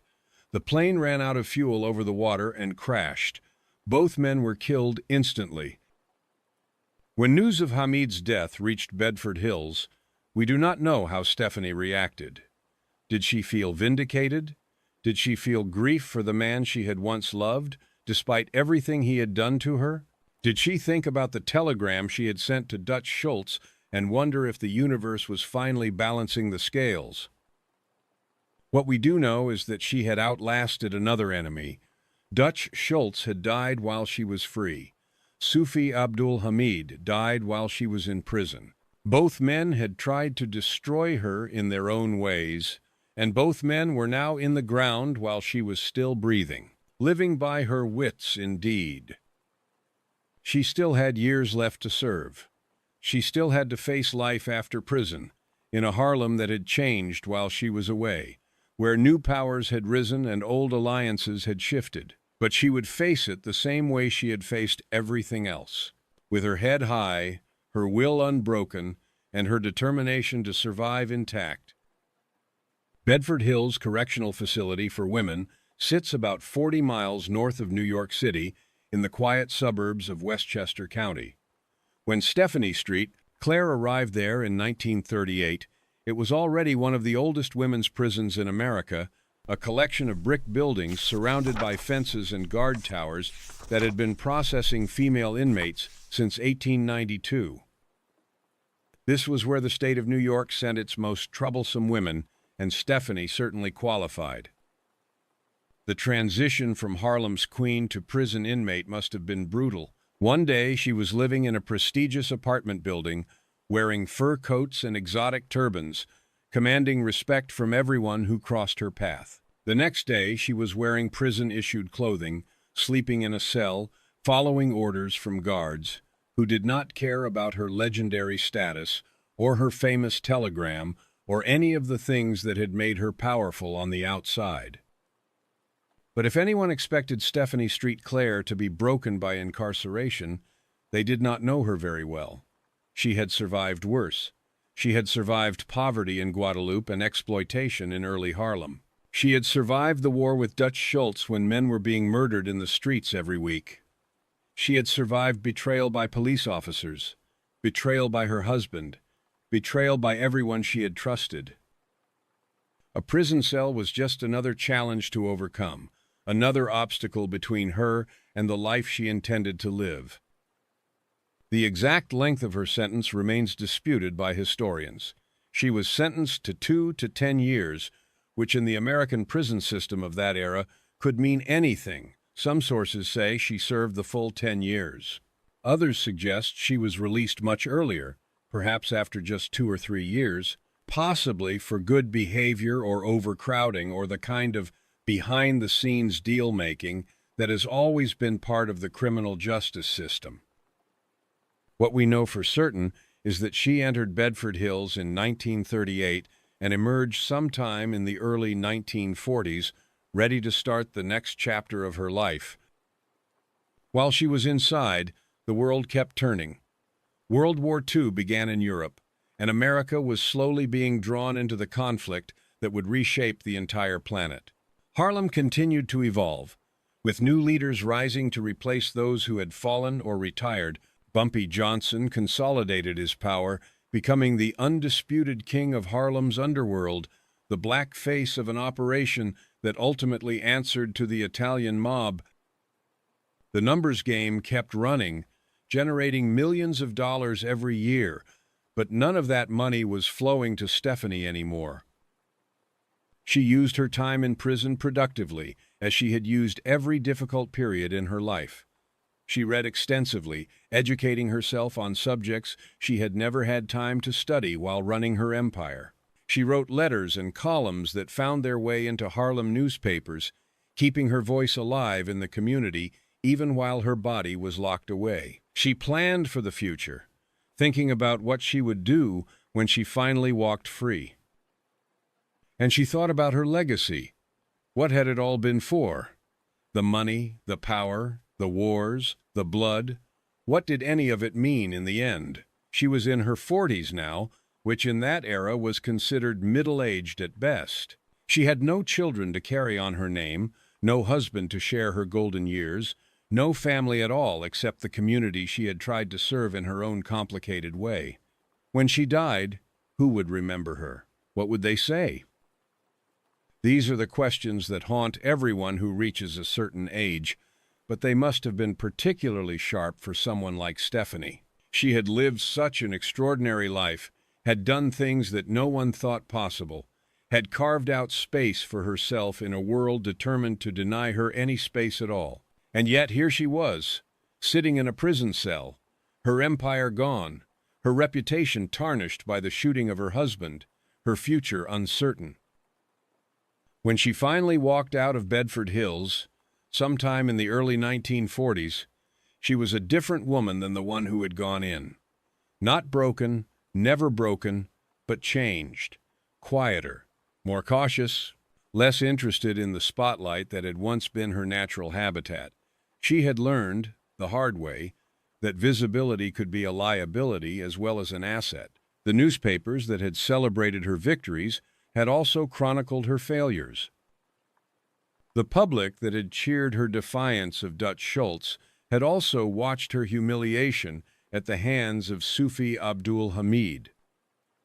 She decided that the next chapter of her life would be lived more privately.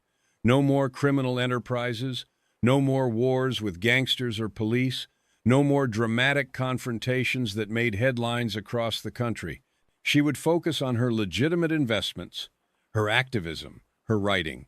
She would try to build something that could not be taken away by a judge or a bullet or a cheating husband. She returned to Harlem, but not to her old apartment at 409 Edgecombe Avenue. The details of where she lived during this period are murky, part of the general fog that descends over her biography after the trial. Some sources say she bought a mansion on Long Island. Others say she stayed in Harlem, moving between various properties she still owned. What seems clear is that she no longer lived the flashy public life that had defined her for so long. She reconnected with Bumpy Johnson, her former enforcer who had become the most powerful man in Harlem during her absence. Their relationship had always been complicated, a mixture of business partnership, mutual respect, and something that might have been deeper. Some historians believe they were lovers at various points, though this has never been confirmed. What is certain is that Bumpy remained loyal to her even after she was no longer useful to his criminal operations. He protected her, looked out for her interests, made sure that no one bothered the former Queen of Harlem.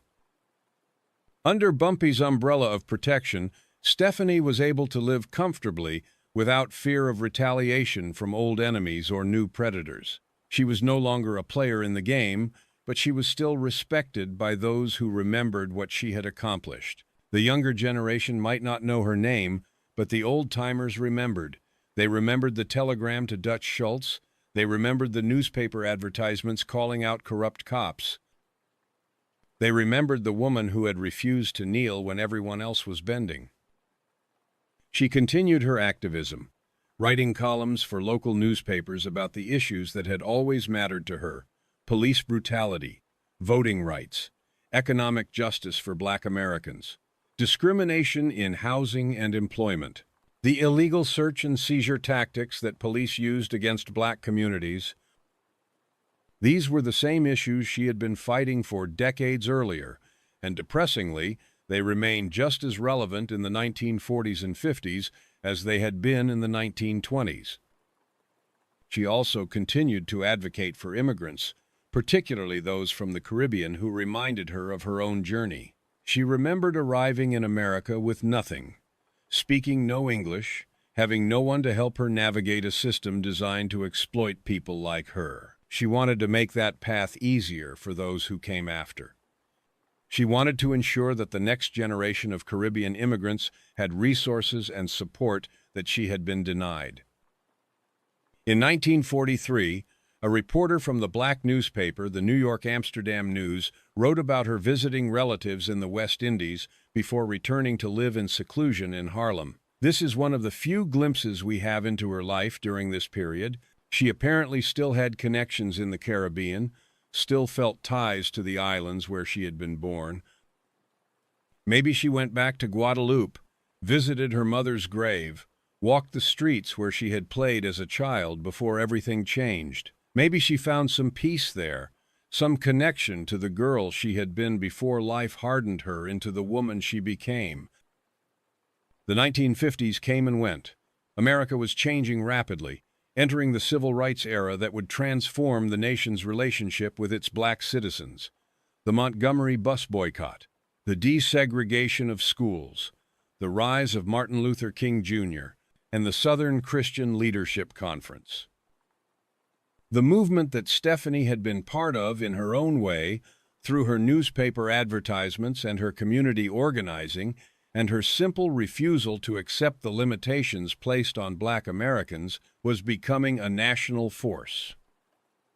Did she feel vindicated? Did she feel like the world was finally catching up to what she had always believed? Or did she feel bypassed, a relic of an earlier era whose methods seemed crude compared to the sophisticated nonviolent resistance being practiced in the South? We do not know. She left no interviews, no memoirs, no record of her thoughts during these transformative years. She had spent so much of her life in the spotlight, and now she seemed determined to stay out of it. In 1960, a reporter from the New York Post tracked her down for a series on the history of the Harlem numbers racket.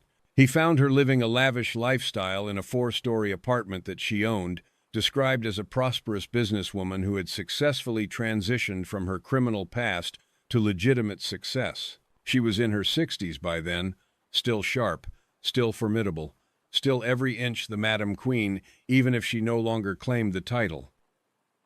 It was one of the last times she would appear in print while alive. The Queen was fading from public view, preparing for the final act of a life that had been more dramatic than any fiction. The 1960s arrived in Harlem like a thunderstorm, bringing change that swept away the old order and replaced it with something new, something urgent, something that demanded attention. The civil rights movement was in full swing. Malcolm X was preaching on the street corners, talking about Black power and self-defense and the failure of integration. The Black Panthers were organizing, challenging police brutality with armed patrols and free breakfast programs. Young people were marching and protesting and getting arrested, fighting battles that Stephanie Street Clair had been fighting alone decades earlier.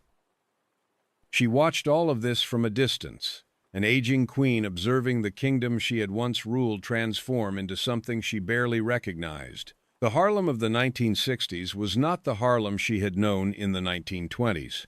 The hopeful energy of the Harlem Renaissance had given way to frustration and anger. The community that had celebrated her defiance of Dutch Schultz now had new heroes, new villains, new struggles. The numbers game was still running, still generating money, but it was just one small piece of a much larger and more complicated picture. Stephanie was in her late 60s now, an old woman by the standards of the era.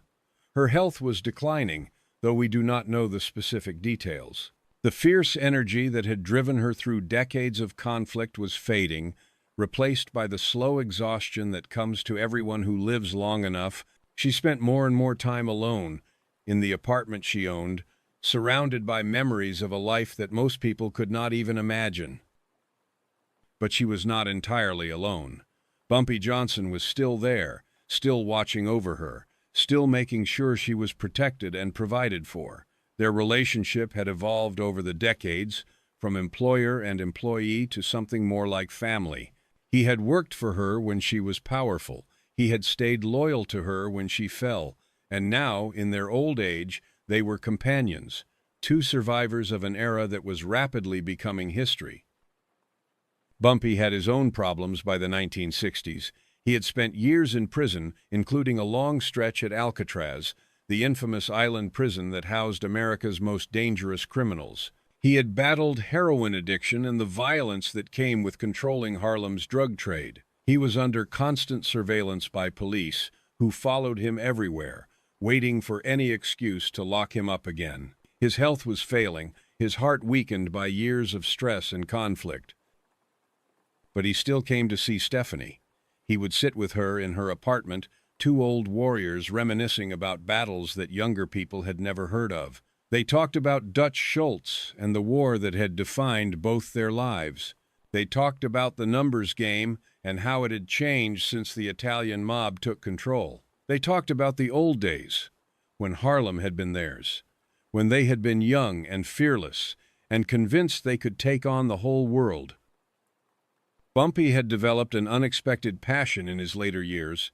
He wrote poetry. The man who had killed and kidnapped and terrorized his way to the top of Harlem's underworld spent his evenings crafting verses about love and loss and the meaning of life. It was a strange transformation, the enforcer becoming an artist, but perhaps not so strange when you think about it. Violence and poetry are both ways of expressing things that cannot be said in ordinary language. Bumpy had simply found a new medium for the intensity that had always burned inside him. Some accounts suggest that Bumpy actually moved in with Stephanie during these final years, sharing her apartment as a companion and caretaker. Whether this is true or simply legend, it speaks to the depth of their bond. They had been through everything together, had seen each other at their best and worst, had trusted each other when trust was the most valuable and dangerous currency in Harlem. If anyone was going to be with Stephanie at the end, it made sense that it would be Bumpy. In 1965, something happened that must have felt like vindication for everything Stephanie had fought for. President Lyndon Johnson signed the Voting Rights Act, finally guaranteeing Black Americans the right to vote without the intimidation and suppression that had denied them that right for generations.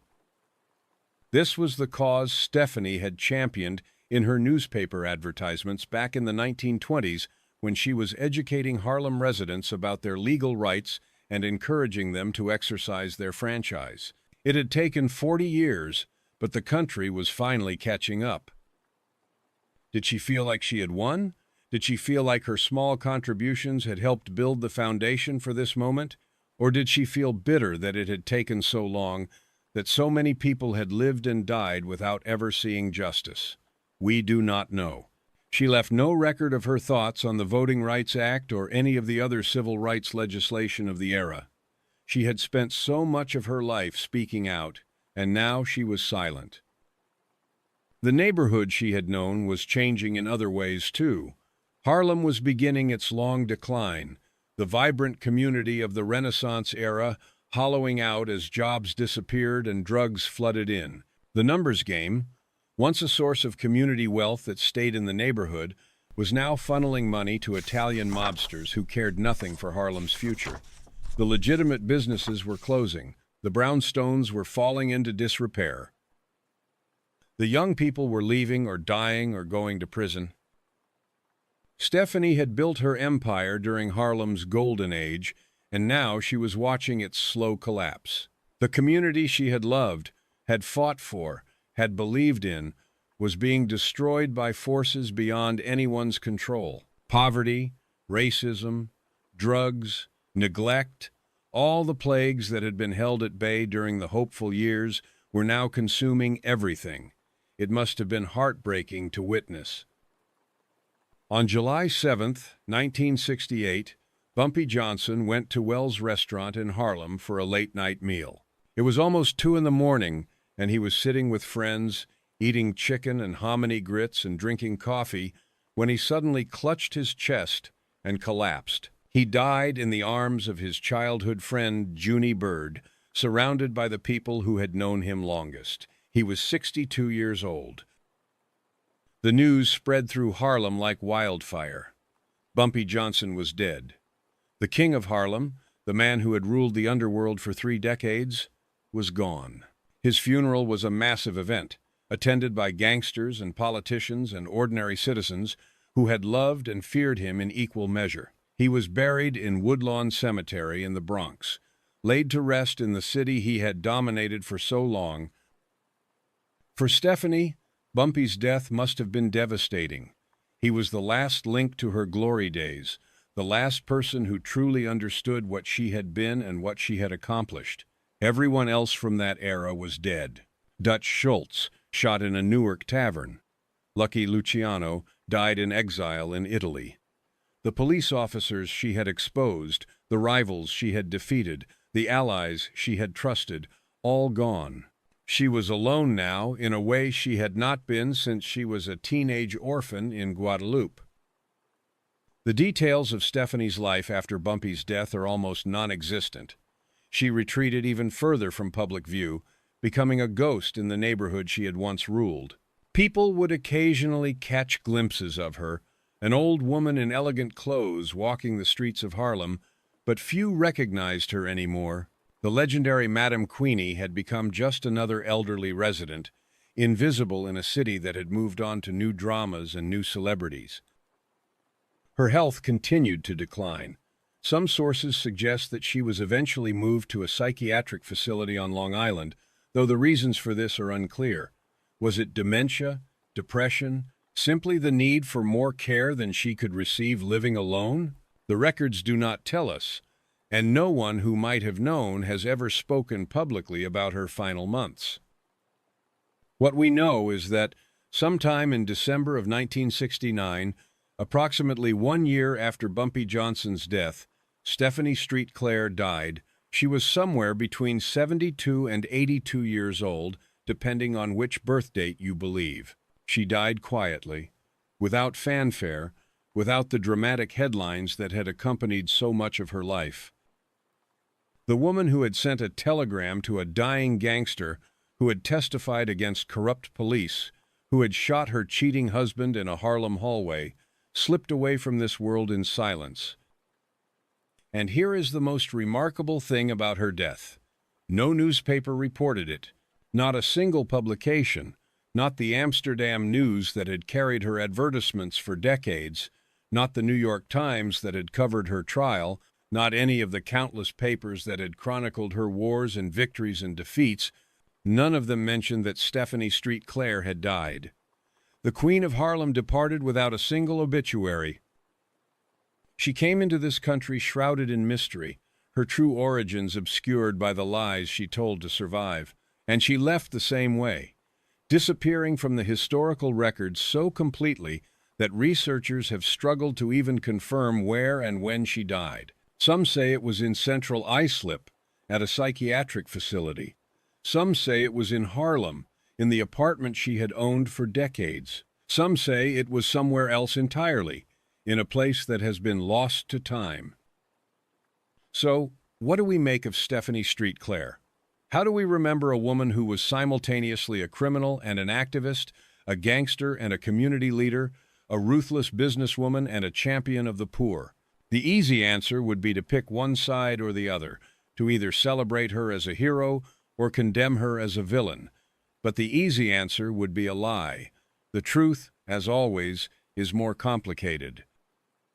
Let me start with the undeniable facts. Stephanie Street Clair ran an illegal gambling operation for more than a decade. She bribed police officers. She employed violence when necessary. She was, by any legal definition, a criminal.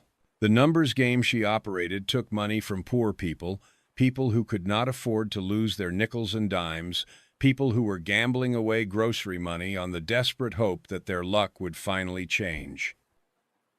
Some of those people were hurt by her business. That is a fact that cannot be ignored. But here is another fact. In the 1920s and 30s, Black Americans were systematically excluded from the legitimate economy. Banks would not serve them. Employers would not hire them. The pathways to wealth that white Americans took for granted were closed and locked and guarded by laws and customs designed to keep black people in poverty. The numbers game existed because it was one of the only opportunities available. Stephanie did not create that situation. She simply operated within it. And what did she do with the money she made? She hired dozens of people from her community, providing jobs when jobs were scarce.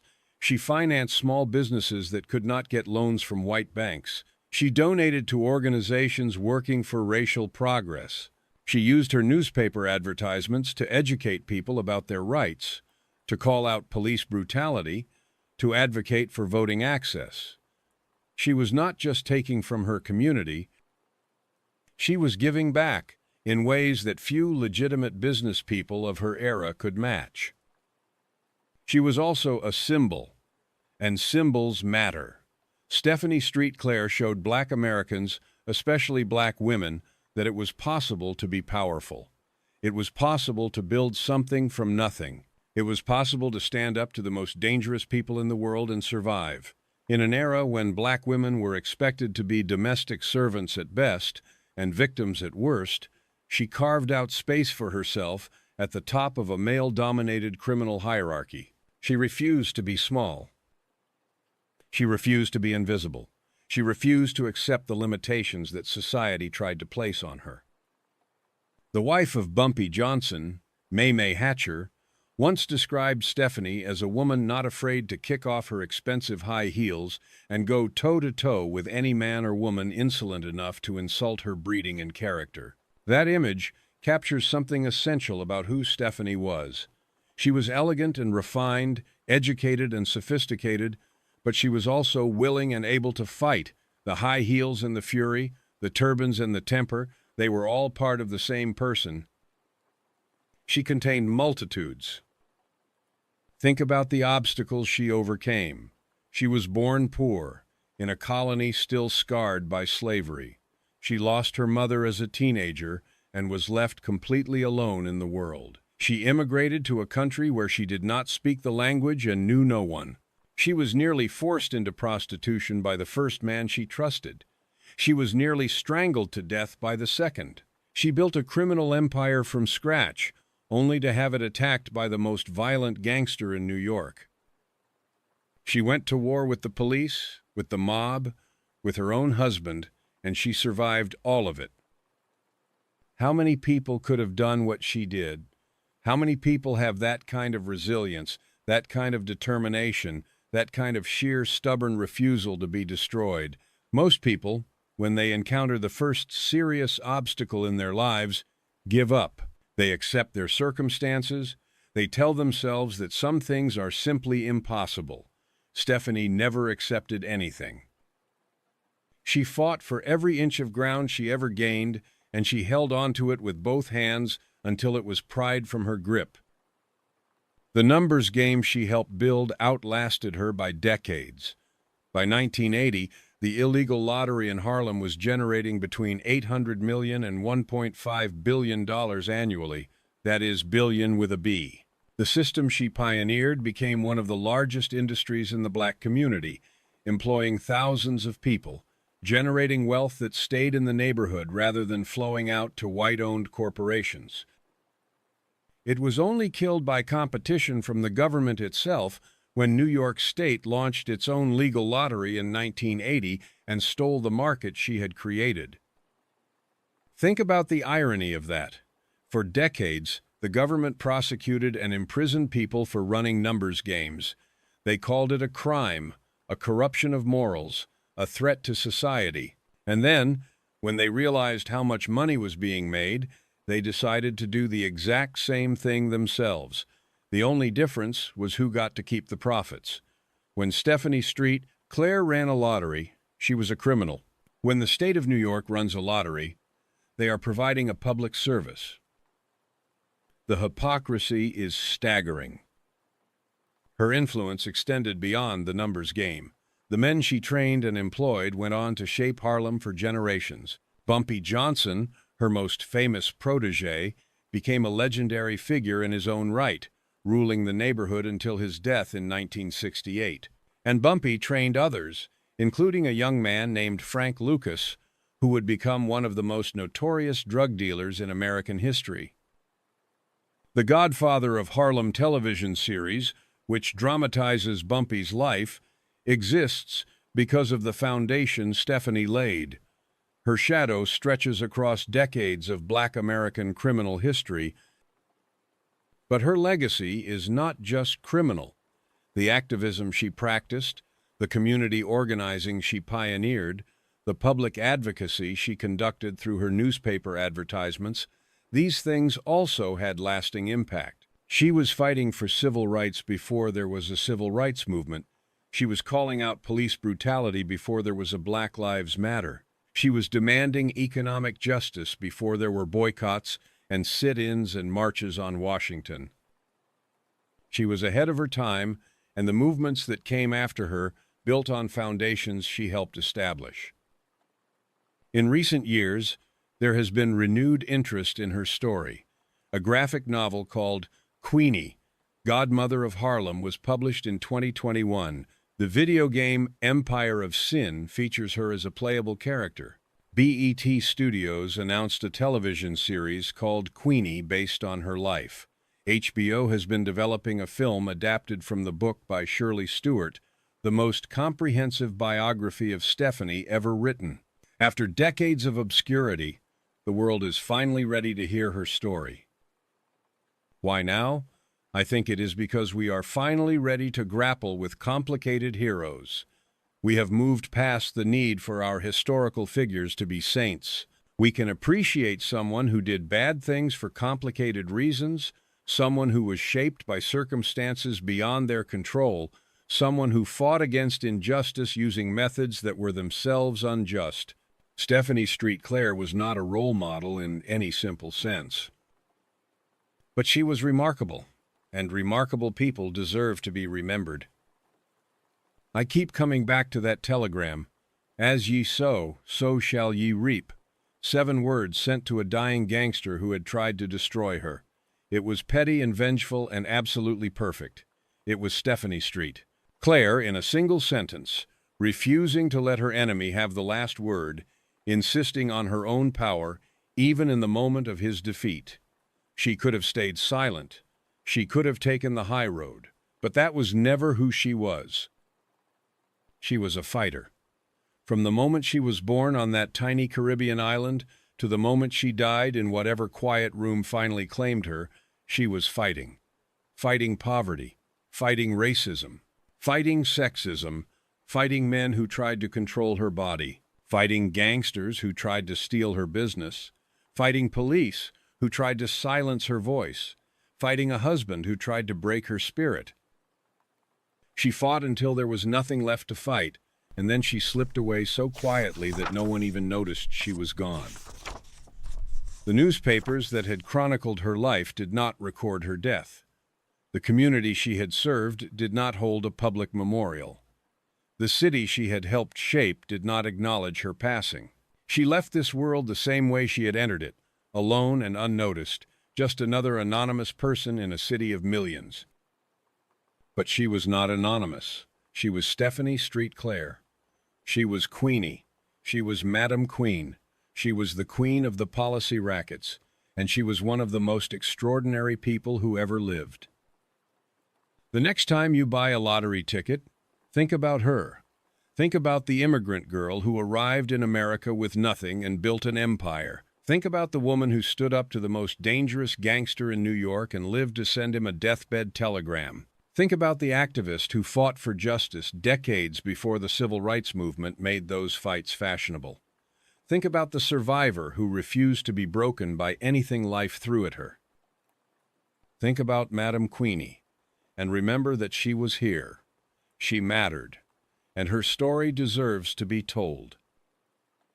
As ye sow, so shall ye reap. She sowed courage and defiance, and an absolute refusal to accept defeat, and what she reaped was immortality. Not the kind that comes with statues and holidays, but the kind that lives in stories passed down through generations. The kind that makes people stop and say, "Wait, tell me more about her." The kind that survives even when the newspapers forget to write your obituary.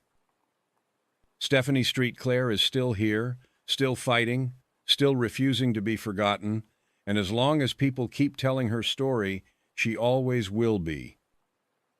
That is the power of a queen. Even after the kingdom is gone, the crown remains. If this story moved you, if you learned something new today, please leave a comment and let me know what you think about Madame Queenie. Was she a hero or a villain? I really want to hear your thoughts. And if you have not already, make sure to subscribe and turn on notifications so you do not miss the next episode. I have got so many more incredible stories like this one waiting for you. Thank you so much for listening, and I will see you in the next one.